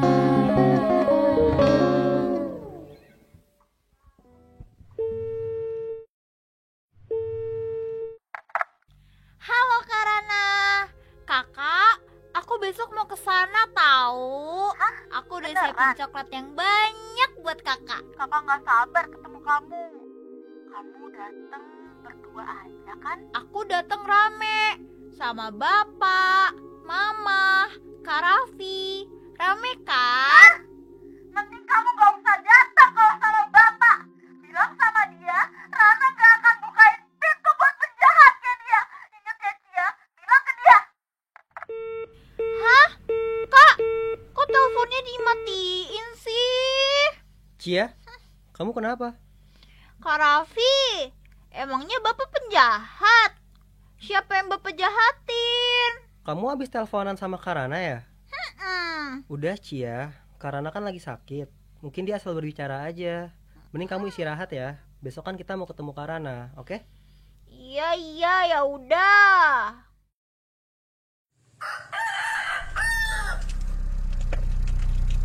Yeay, udah sampai. Ayo kita turun. Mbak Isa, Rana. Kak, ada Raffi nih kak. Karana. Rana. Iya Pak, saya bukakan pagarnya. Makasih ya Mbak Isa. Pak, Bapak benar mau dan siap ketemu Rana. Iya Mbak Isa. Bagaimanapun kondisinya, saya tetap harus ketemu Rana. Ya udah Pak, langsung masuk aja. Rana ada di kamar ibunya. Ibu, hari ini Cia katanya mau datang. Tapi Rana udah bilang kok ke Cia kalau bapak tidak boleh ikut. Yang boleh cuma Raffi. Jadi ibu tenang ya. Iya Rana. Kak Rana, ini Cia kak. Kak, bukain dong. Tuh Bu, mereka datang. Rana bukain pintu ke kamar ibu ya. Halo Ci. Hah? Ngapain bapak ikut juga? Ngapain bapak kesini? Penjahat! Cia, udah Kak Rana bilang kalau Kak Rana nggak mau ada bapak. Kamu juga perebut bapak. Kamu ngapain kesini? Kamu semua ngapain kesini? Gak tahu diri.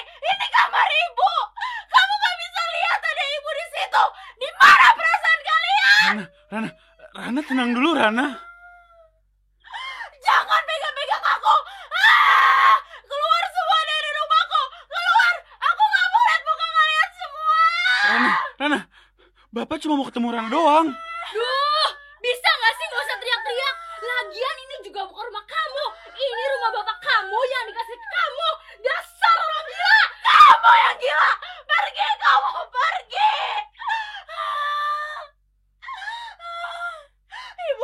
Ibu yang tenang ya. Rana bakal ngusir mereka. Karana bicara sama siapa? Cia, ini ibu kamu yang sebenarnya. Emang banyak bekas lukanya karena bapak dulu sering mukulin ibu sampai harus dijahit. Tapi ini ibu kandung kamu, Cia. Di situ nggak ada siapa-siapa, Kak. Cia, ini ibu kamu. Kamu kenapa jadi nggak sopan? Sini, Cia. Ayo kita deket ibu. Kak Raffi. Cia takut. Kak Rana ngobrol sama siapa, Kak? Kak Raffi. Kenapa Kak Rana bicara sendiri, Kak? Diam! Karena, Kak, sembuh, Kak. Aku mohon. Ini selalu terjadi setiap kami datang ke sini. Cakaran, pukulan, selalu kami dapatkan dari kakak. Kak, ibu udah lama meninggal. Jadi tolong, Kak, sadar. Raffi, kamu jangan ngelantur. Ini ibu kita, Raffi. Sini peluk ibu kita, Raffi. Rana, ibu meninggal karena kamu, Rana. Ibu udah nggak ada. Ibu udah meninggal, Rana. Karena Rana bukan pembunuh. Rana bukan pembunuh. Rana bukan pembunuh. Dasar istri kurang ajar. Suami pulang bukan disiapin makan. Malah anak ini tiduran. Istri goblok. Istri kayak gini mending mati aja. Dasar gak guna. Sakit banget. Sakit banget. Berhenti. Kalau duitnya pasti aku masakin, Mas. Tapi karena kamu gak ngasih aku duit ya, Mas. Ya usaha, Kek. Cuma tidur-tiduran doang. Nggak tahu apa orang lagi lapar. Dasar goblok. Bu, ayo lari, Bu. Bapak penjahat. Cuma bisa mukulin ibu. Ayo, Bu, ikut Rana, Bu. Mau kemana kalian? Bu, pegangan, Bu. Pegangan sama Rana. Kita ke rumah nenek saja, Bu.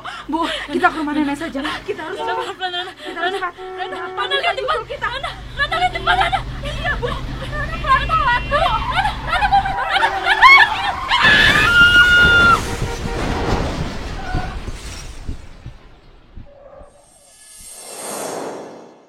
Rana, sudah ingat kamu sekarang?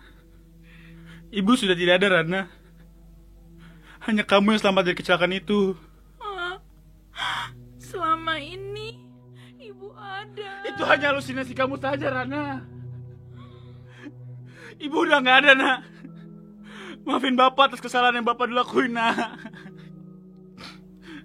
Bapak udah berubah, Nak. Udah aku bilang, yang gila tuh kamu, Rana. Rana mau ngapain kamu ke atas? Rana kembali ke sini. Rana kembali, biarin aja.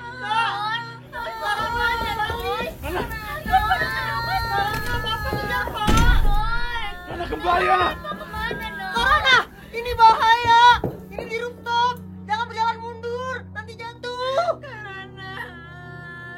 Iya. Selama ini ibu ternyata sudah tidak ada karena aku. Aku pembunuhnya. Aku pembunuh, Pak. Aku tak pantas hidup. Rana jangan begitu, Rana. Rana kembali. Sini pegang tangan Bapak. Non, sini Non. Mbak Isa ada di sini, Non. Mbak Isa akan selalu ada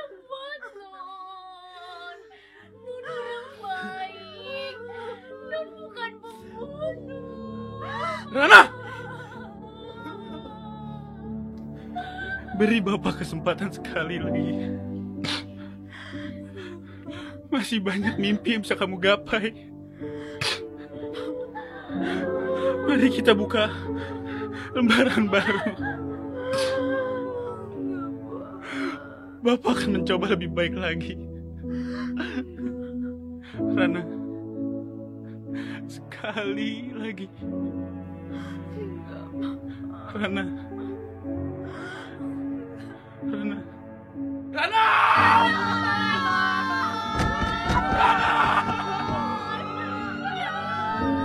Dan begitulah hidup dengan bayangan kenangan buruk. Tinggal menunggu kita yang bisa bergerak maju, atau kita yang dilahap masa lalu dan menjadi pecahan ingatan buruk untuk orang selanjutnya.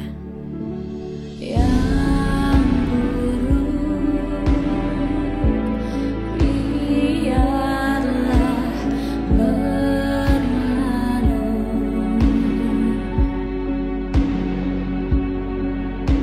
Yang baik biarlah tumbuh.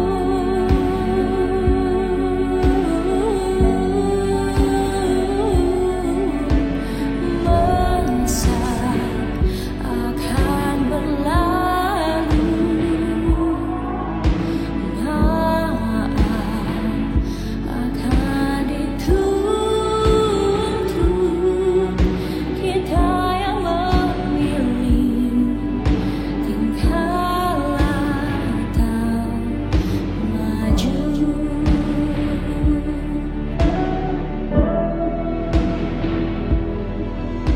Kita yang memilih tinggal atau maju.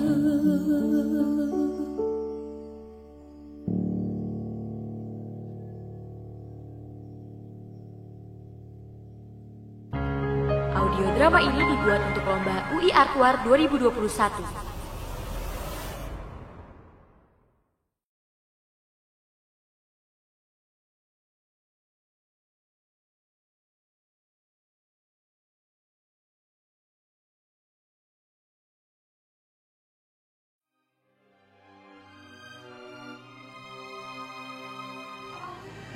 Komisaris Ellis mungkin meloloskan Anda dengan mudah kala itu.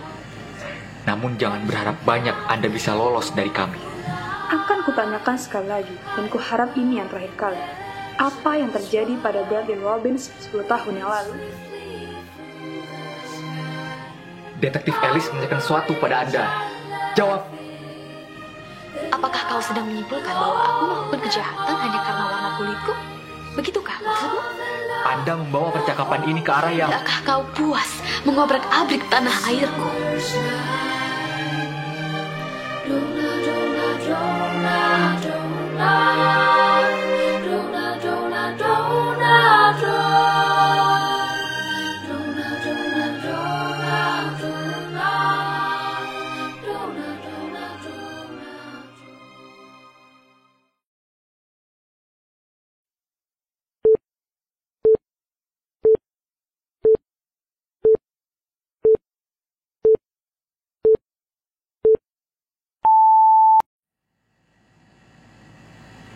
Sebutkan nama Anda, usia Anda, profesi Anda, dan tanggal hari ini ke kamera.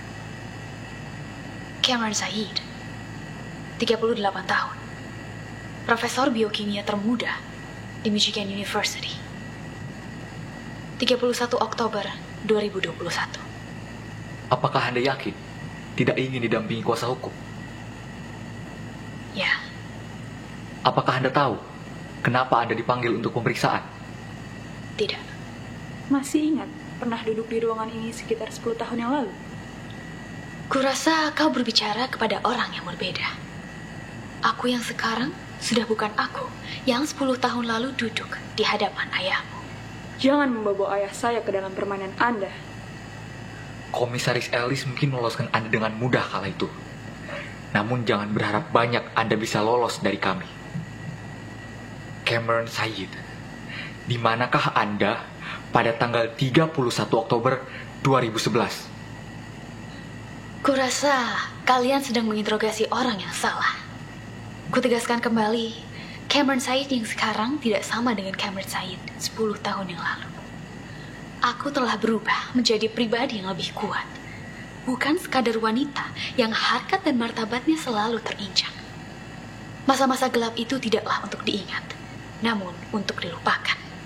Satu-satunya hal yang kami pedulikan adalah menyelesaikan kasus ini sebelum lewat waktu. Kalau begitu, untuk menyegarkan kembali ingatan Anda, mari kita kembali ke hari itu. 31 Oktober 2011. Hari Halloween itu ramai dengan anak-anak berkostum. Suara ketukan pintu menghiasi setiap rumah. Aroma permen dan coklat memenuhi jalan yang sepi mobil. Permisi. Selamat sore Nona. Izinkan saya memperkenalkan produk penghisap debu baru dari perusahaan kami. Bolehkah saya masuk sebentar untuk memperagakan cara kerja alat ini?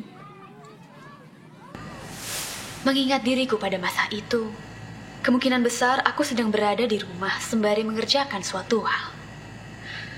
Seperti mengoreksi laporan praktikum mahasiswaku mungkin. Apakah Anda mengikuti perayaan Halloween tersebut? Mungkin sekadar menyiapkan permen dan coklat untuk anak-anak yang mengunjungi pintu rumah Anda. Aku seorang ilmuwan. Tentunya aku terlalu logis untuk percaya pada ritual mistis yang dijalankan bocah-bocah sekolah dasar. Lalu, bagaimana jika ada anak-anak yang mengetuk pintu Anda? Hei, apa yang kau lakukan? Kuabaikan mereka, tentu saja. Apakah Anda berada di rumah sendirian atau ditemani seseorang? Tidak. Aku selalu terbiasa untuk melakukan segala hal sendiri. Apakah aku terlihat seperti orang manja bagimu? Tidak, tidak sama sekali. Kalau begitu, pria ini, apakah Anda mengenalnya? Tidak. Apakah dia salah satu mahasiswaku? Bukan. Tetapi ia terlihat terakhir di sekitar rumah Anda sebelum ditemukan dalam keadaan koma di pinggir jalan di perbatasan kota. Apakah Anda punya penjelasan terkait hal ini? Sedikit konteks untukmu. Pada saat itu, aku tidak punya waktu untuk hal-hal yang tidak berhubungan dengan profesiku. Apalagi bergaul dengan orang asing. Apakah kau sedang menyimpulkan bahwa aku melakukan kejahatan hanya karena warna kulitku? Begitukah maksudmu? Anda membawa percakapan ini ke arah yang... Tidakkah kau puas mengobrak-abrik tanah airku? Sampai kapan sepatu botmu itu akan terus menginjak-injak harga diri bangsaku? Pernahkah kau berpikir jika seandainya kaulah yang ada di posisiku, menyaksikan negaramu digempur tak habis-habisnya selama sewindu lamanya? Jangan jadikan ini tentang diriku, Said. Oh, tentu ini semua tentangmu. Dan juga tentangmu, Detektif Alice, putri semata wayang komisaris Alice yang selalu berlindung di balik ketiak ayahnya. Jaga mulutmu. Akan kutanyakan sekali lagi, dan kuharap ini yang terakhir kali. Apa yang terjadi pada Bradley Robbins 10 tahun yang lalu? Harus kuulang berapa kali lagi sampai kalian mengerti? Aku tak ada hubungannya dengan pria itu. Kau hanya punya setengah jam untuk mengoki dosamu. Sepertinya kau salah menginterpretasikan keadaan, Detektif Alice. Kau hanya punya setengah jam sampai kasus ini lewat waktu. Bukankah hukum berkata begitu? Dengar baik-baik. Anda duduk di sini sebagai tersangka untuk kasus percobaan pembunuhan karena kami punya bukti yang kuat untuk menjebloskan Anda ke penjara. Jadi, saya sarankan Anda berhenti bertinggi hati dan menjawab pertanyaan kami. Saya meragukan hal itu karena, seperti yang saya katakan, saya tidak mengenal seseorang dengan nama itu. Jadi Anda benar-benar bertahan dengan cerita tersebut? Bahwa Anda tidak mengenalnya? Ya. Baiklah, kalau begitu. Mari kita berganti topik. Apakah Anda familiar dengan bahan-bahan kimia ini? Semua orang yang belajar kimia di sekolah menengah pasti setidaknya pernah mendengar bahan-bahan ini. Tetapi tidak semua orang menaruh banyak perhatian pada bahan-bahan ini, seperti dirimu. Aku tidak mengerti maksudmu. Bahan-bahan ini ditemukan pada tubuh korban, dan kau sepertinya punya ketertarikan pada bahan-bahan tersebut beberapa tahun terakhir ini. Anda ingat pernah menulis ini? Bagaimana kau mendapatkan ini? Bagaimana kami mendapatkannya bukan urusan Anda. Yang kami tanyakan adalah, apakah Anda ingat pernah menulis ini? Detektif Alice menanyakan sesuatu pada Anda. Jawab. I plead the fifth. Kau bisa katakan itu di pengadilan nanti. Sudah tidak sabar ya untuk jadi terdakwa? Sepertinya kau yang seharusnya pergi ke pengadilan untuk menyelesaikan perkaramu dengan istri. Maksudku, mantan istrimu kan? Bekas cincin di jari manismu masih belum hilang. Apa kau masih memakainya saat tidur di malam hari? Tidakkah kau malu pada dirimu sendiri ketika menyakiti seorang wanita yang seharusnya kau lindungi hanya karena mimpi buruk tentang perang itu yang menggerayangi alam bawah sadarmu? Dan kau, Alex, apakah bayang-bayang ayahmu masih menghantuimu? Kulihat buku-buku jarimu masih segar dengan darah. Kapan kau akan membalas dendammu padanya? Dan bukan pada sebuah samsak yang menggantung. Tahu apa kau soal kami? Oh, Alex yang malang. Aku tahu segalanya. Aku sudah merasakan apa yang kau rasakan. Kau nyaris tak ada bedanya dengan diriku 10 tahun yang lalu. Bedanya hanya kau tak mampu melawan dan terus berusaha mengubah sistem dari dalam. Lihatlah dirimu sekarang ini. Mendorong batu mendaki gunung, namun pada akhirnya akan terjatuh dan terjatuh lagi. Satu-satunya hal yang kusuka dari dirimu adalah kau tetap tersenyum di tengah nihilnya makna dalam perjuanganmu. Ayahmu tak akan membebaskanmu dari jeratnya selama kau masih mengemban nama belakangnya. Tapi, apakah kau akan melepaskannya?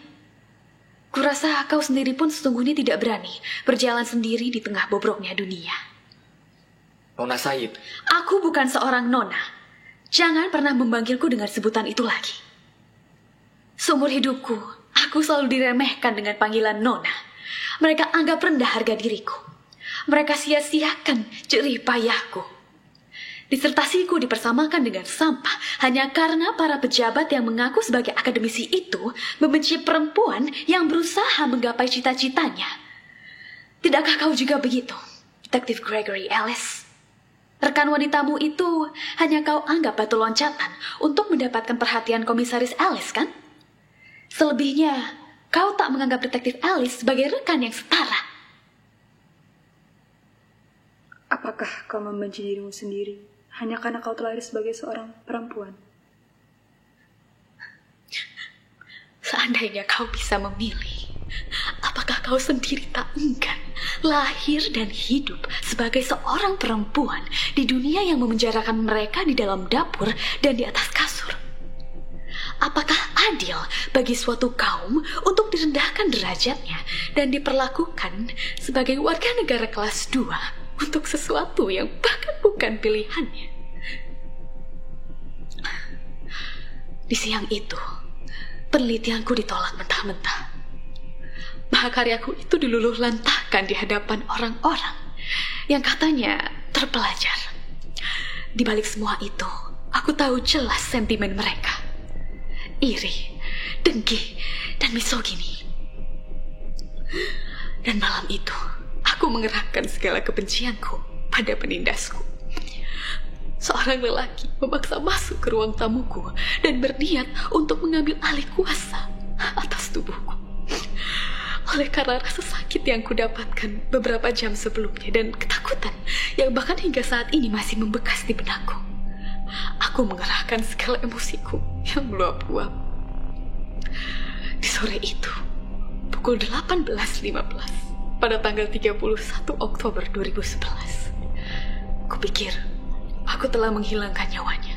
Jadi, kubawa tubuhnya ke pinggir kota dan membuangnya di sana. Aku turut prihatin.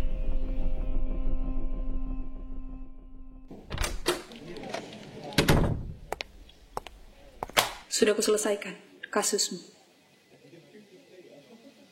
Aku lelah. Seorang polisi tidak boleh lelah. Meskipun kau hanya seorang perempuan. Aku lelah mengajar mimpimu, letih menggapai ekspektasimu. Kau menginginkan anak laki-laki, dan kau bentuk aku seturut kehendakmu.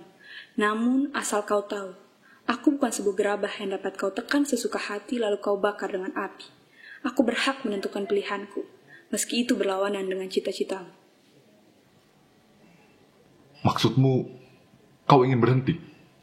Aku ingin dipindah tugaskan. Miami. Untuk apa? Kabur dari saya?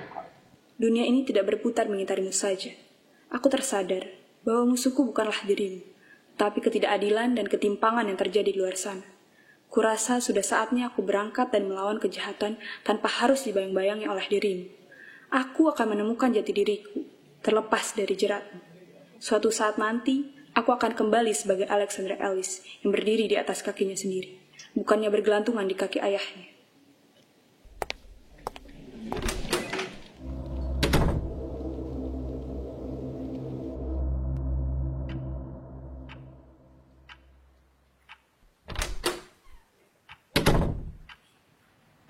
Tuan Ellis, sudah berapa tahun tidak datang? Bagaimana kabarmu sekarang? Makin buruk, Dok. Lalu bagaimana hubunganmu dengan Anna? Kami sedang dalam proses perceraian. Ia telah menyerahkan berkasnya untuk kutandatangani. Apakah kau akan menandatanganinya? Aku takut, Dok. Takut kehilangan dirinya? Aku takut melukainya lagi. Mimpi buruk itu kerap datang kembali. Dari malam ke malam, suara peluru melesat dan gemuruh granat berpeluncur roket seakan memekakan telinga. Sekelumit rasa bersalah kadang menerpa nuraniku. Mengapa aku tega menopang senapan? Untuk apa aku mengibarkan bendera di sana? Lucunya, aku berperang untuk hal yang bahkan tidak ada. Hayal, ilusi. Senjata pemusnah massal itu hanya akal-akalan Bush. Aku dan ribuan prajurit lainnya telah dikorbankan atas nama patriotisme buta. Tidurku tak pernah tenang. Dan sepertinya akan lebih baik apabila aku tidak terlelap di samping siapapun dulu untuk sekarang ini. Ana pantas mendapatkan pria yang lebih baik. Ia berhak didampingi orang yang lebih menghargai kehidupan. Apakah aku dapat sembuh dari luka ini, Dok?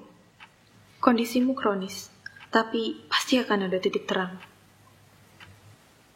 Lalu, berkas-berkas ini haruskah menandatanganinya? Apabila perpisahan memberikan ruang untuk berdamai, maka bubuhkanlah tanda tanganmu.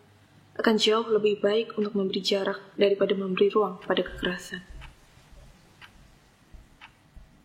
Baik, Dok. Terima kasih.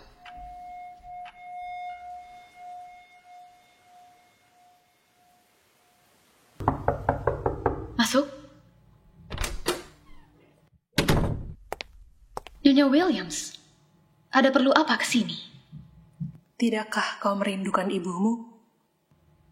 Kau bukan ibu kandungku. Dan kurasa hubungan kita tidak sebaik itu untuk saling merindukan. Aku sadar bahwa aku bukan ibu asuh yang terbaik. Dan mungkin kau juga akan mengutukku seumur hidupmu. Namun, inilah hal terkecil yang bisa kuberikan untukmu sekarang. Nomor telepon Julia Said. Ibu kandungmu. Ketika perang Teluk pecah, ayahmu dikirim ke garis depan sementara ibumu tidak dapat ditemukan. Kau pun berpindah-pindah kamp pengungsian hingga sampai ke sini sebatang kara. Tiba-tiba, pekan lalu Nyonya Said menghubungiku lewat agensi pengungsi PBB untuk menanyakan kabarmu. Ternyata ia masih sehat walafiat dan menetap bersama keluarga besarnya di Basra hingga saat ini. Menurutmu, apakah ibuku masih mengenalku? Aku bahkan sudah melupakan wajahnya. Tentu. Kau adalah anak tunggalnya. Tak mungkin ia lupa meski hanya membesarkanmu selama 8 tahun. Jika kau bersua dengannya nanti, perkenalkan dirimu sebagai Karima. Nyonya Said pasti akan gembira menyaksikan kepulangan anaknya.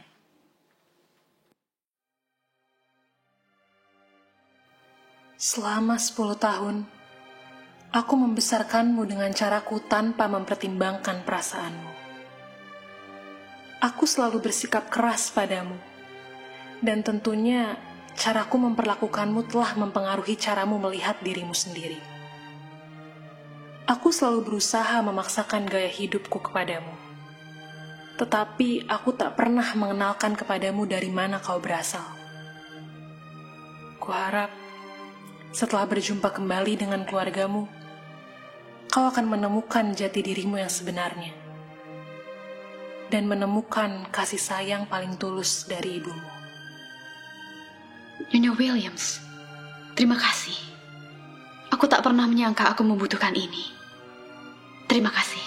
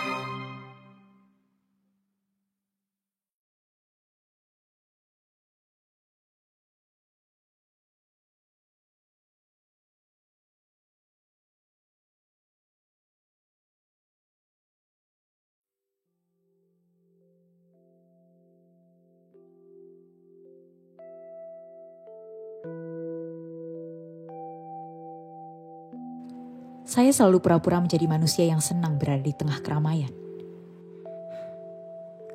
5 tahun bukan waktu yang singkat untuk mengenal seseorang. Kami tahu kami masing-masing. Kami tahu kami masing-masing merasa ada perasaan mengganjal yang menjadikan kami ada. Kami tahu perasaan itu.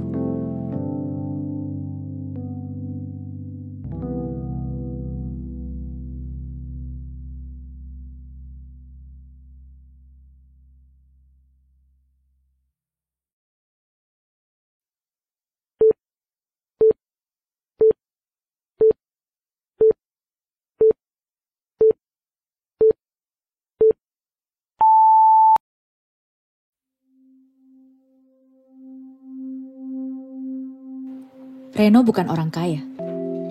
Bukan juga pria berwajah tampan yang saya kenal.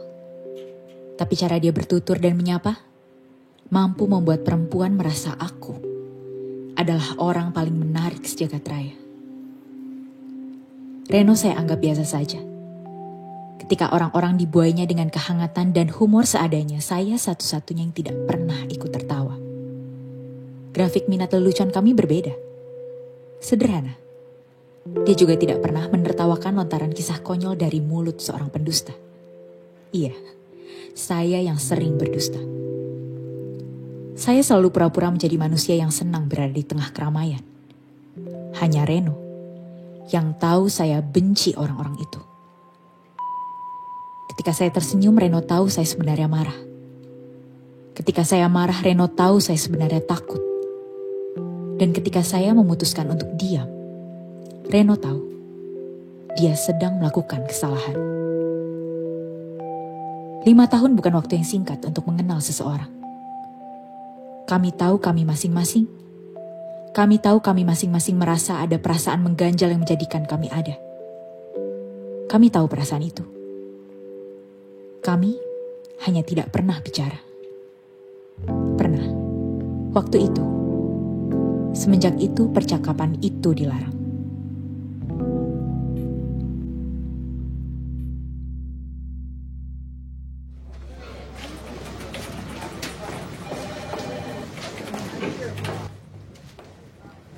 Gue rasa konsep pakai sinematografi yang berlebihan bakal kerasa klise deh. Maksud gue, udah terlalu banyak gak sih yang pakai? Dan ditambah di sini kompetitor kita tuh PH-PH kecil yang mereka bakal terima budget berapapun dan hasilnya dari mereka pun gak kalah bagus. Coba deh cari yang lebih beda. No, bukan beda. Baru, unik. Whatever it takes, karena kalau gak baru, kalau gak unik, klien bisa pindah dan kita gak mau itu terjadi kan? Ya jangan semua yang unik lah. Kalau semua orang unik, siapa dong yang unik? Kadang-kadang, mending stay di arus utama tahu. Lebih komersil. Lebih banyak orang paham. Arus utama? Mainstream. Ya udah sih, bilang aja mainstream. Ribet. Bawel bener. Bukan cuma beropini ya. Alexa, Alexandra Utami, Cahya, Hadikusumo. Berisik ah. Lu kesini ngapain juga? Jadi ini gimana Alex? Dia approve gak? Atau gue bikin baru lagi? Approve Kondre. Oke banget lu punya. Approve aja. Enggak Andre, gue kurang suka. Sorry banget ya. Tolong bikinin yang baru, soalnya bakalan gue yang nge-pitch kliennya. Dan gue tahu banget mereka agak picky dan detail kalau masalah konsep. Alah, nanti si Alex juga bakal minta approve ke gue. Nih, langsung dari gue aja sekarang. Reno. Oke, I'm out. Sorry for interruption guys. Intinya adalah, I need a new concept. Harus. Maksud gue harus ada konsep baru. Oke Lex, kita coba. Tapi bisa gak kasih kita brief yang lebih jelas lagi? Yang target audiensnya spesifik. Ada brief persona dari konsumen mereka, ada graphic reach dan engagementnya. Nah itu dia, mereka tuh gak kasih. Kalau gitu agak sulit buat nentuin konten yang tepat dong. Kenapa progres kita di sini lambat banget?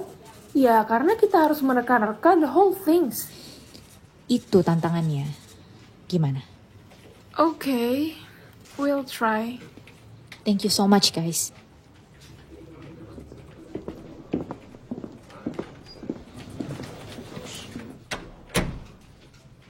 Kok lu masih di sini? Masih mau bikin gue malu depan anak-anak gue?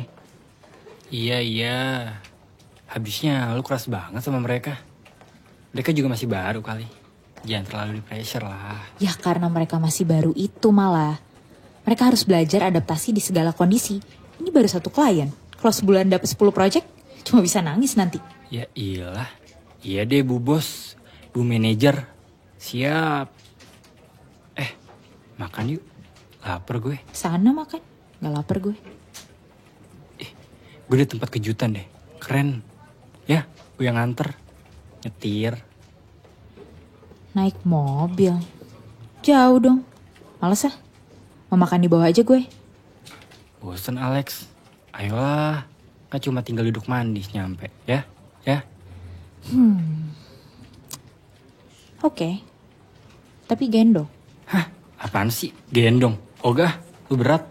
Ya kok gitu sih?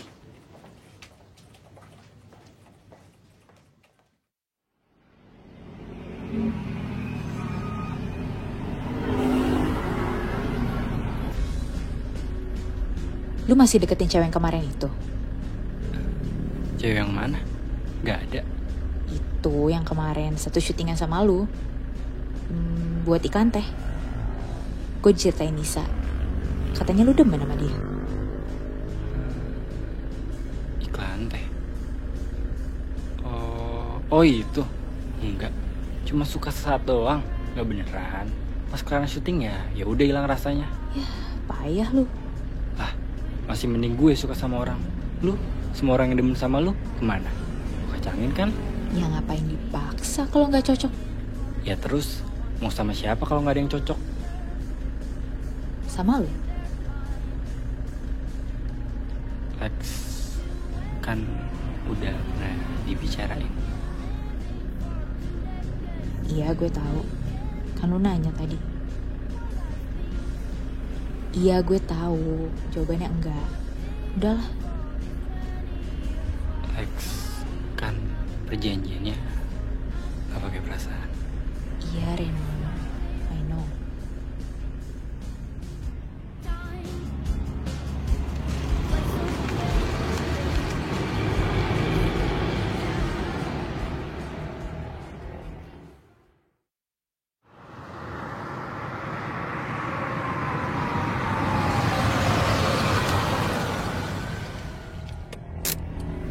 Sampai. Parkir di sini aja ya. Nanti kesananya jalan. Tadi katanya gue tinggal duduk manis nyampe. Kan udah duduk manis. Sekarang nyampe jalan.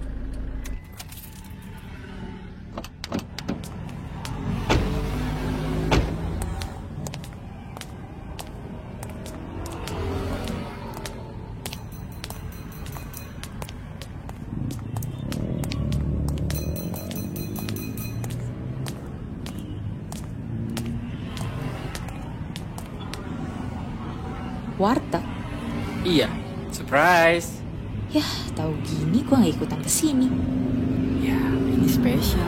Ayo masuk dulu. Wingi Inyong nonton Ikatan Cinta kon langsung men ya. Inyong jane ora tega karo si Andin. Saben dino dhek diseneni ambek bojone. Inyong jadi dhek wes tak cerein. Alhamdulillah. Anak tamu. Maaf, Mas. Arep mangan apa? Saya pakai ayam opor, terus dikasih tempe orek deh sama sayur, Bu. Oh ya, pacarnya mangan apa? Pacar, Bu. Bukan, Bu, nggak pacaran. Ayo mosor pacaran. Jare kata wong kalau Inyong sing ngomong jadian loh, Mas. Ayo wes lah.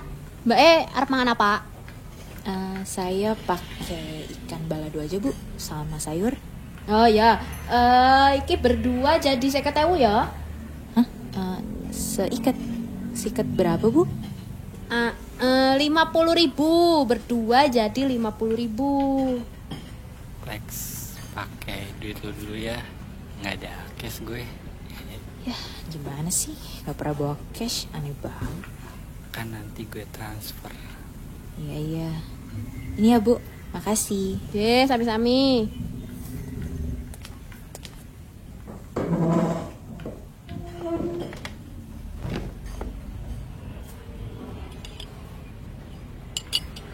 Udah ke warteg mahal lagi. Mana ada seporsi 25.000. Gila nih warteg. Ya udah sih, jangan pelit-pelit. Namanya juga berbagi kan. Berbagi apaan? Kan di sini beli. Harganya tuh kemahalan, overpriced. Udah. Lihat deh, rumah yang di sebelah situ. Itu lokasi syuting film kesukaan kita. Juga warteg ini. Hah? Film apa? Joko Anwar.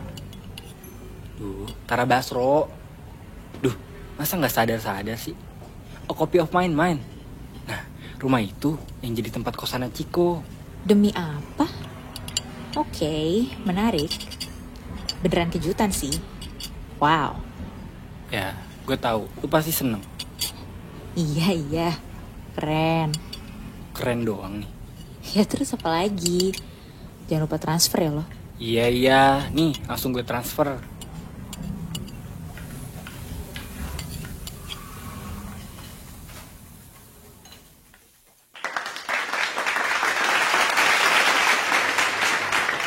Good job, Lex.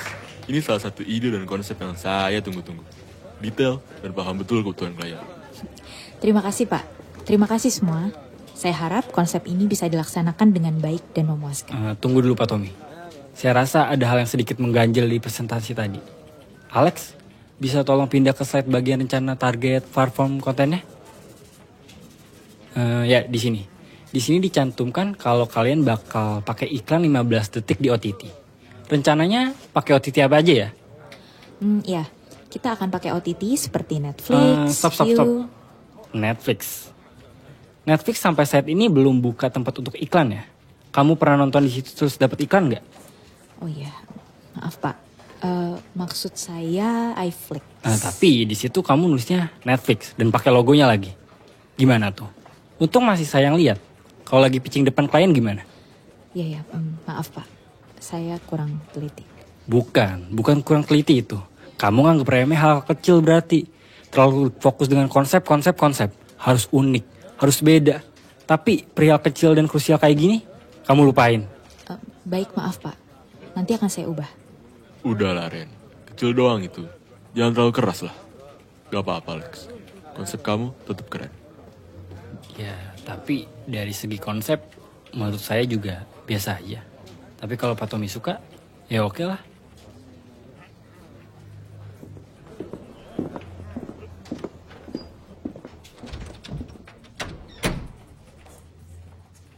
Lo abis ini kemana? Gue aja yang antar pulang.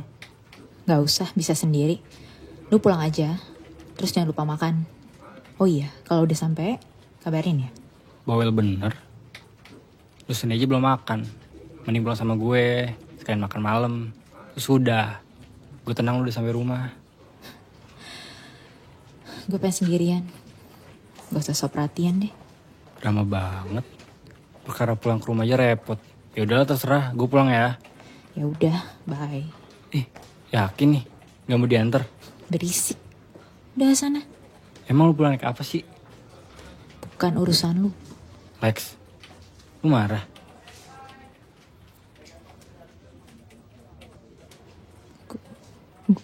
Gue kecewa. Kenapa? Nanti gue cerita. Tapi bukan sekarang. Tentang apa? Gue salah ngomong ya? Nanti gue cerita. Udah nanti. Gue cuma mau sendirian. Lex, jangan gini dong. Gue juga jadi gak tenang kan. Kita pergi kemana dulu deh. Kita omongin baik-baik.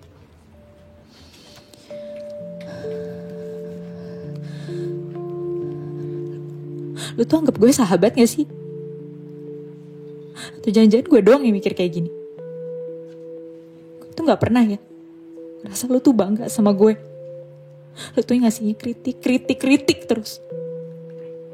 Gue juga udah usaha sampai tahap ini. Gue juga pengen dipuji. Ya, gue ngasih kritik itu ya supaya lu berkembang. Supaya lu tahu letak kesalahannya. Kalau semua orang muji lu, kapan lu tahu kalau lu salah? Paling enggak tuh gue berharap lu tuh bilang makasih. Makasih doang. Pernah gak?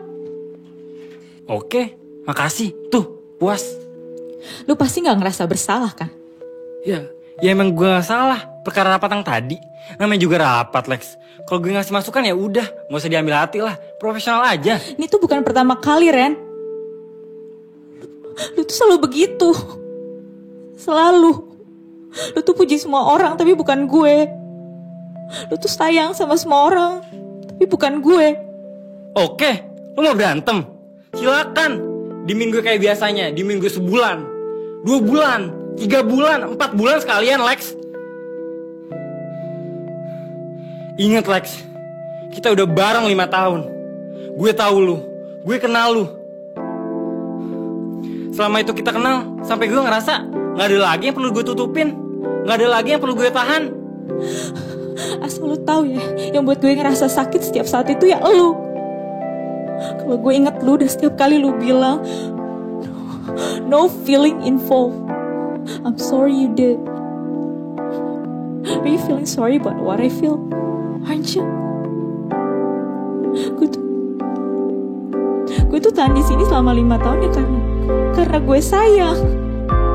Gue tuh terima semuanya. Gue nerima lu, apapun jawaban lu. Karena gue tahu gue gak bisa bergantung sama orang lain dan gue gak bisa bergantung sama lu untuk sembuh. Lex, I'm sorry. Maafin gue. Ya.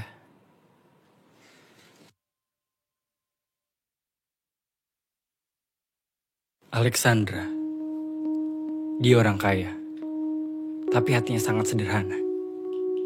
Paras yang tegas mampu membuat seluruh pria enggan mendekatinya. Perempuan mandiri. Dia bisa sendiri. Hingga akhirnya saya pikir dia tidak butuh siapapun di dunia ini. Alexandra. Saya anggap dia luar biasa. Segala puji-pujian menghampiri. Walau tidak ada satupun ujaran komedi dari mulut yang terasa lucu. Paling tidak, dia berani. Dia mampu mengubah detik jarum jam lebih lama detaknya.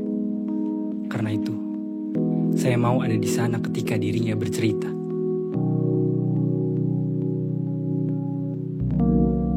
Saya selalu pura-pura menjadi manusia yang senang berada di keramaian. Hanya Alex yang tahu saya benci orang-orang itu.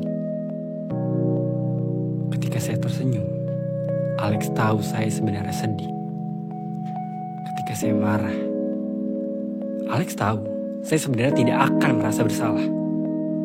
Dan ketika dia memutuskan untuk diam, saya tahu saya sedang melakukan kesalahan.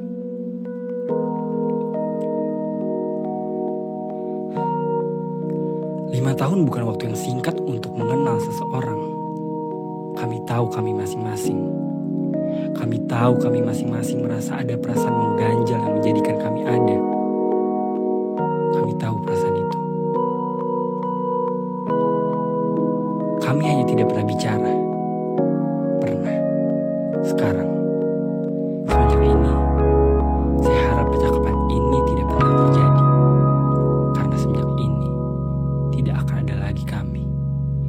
Besok.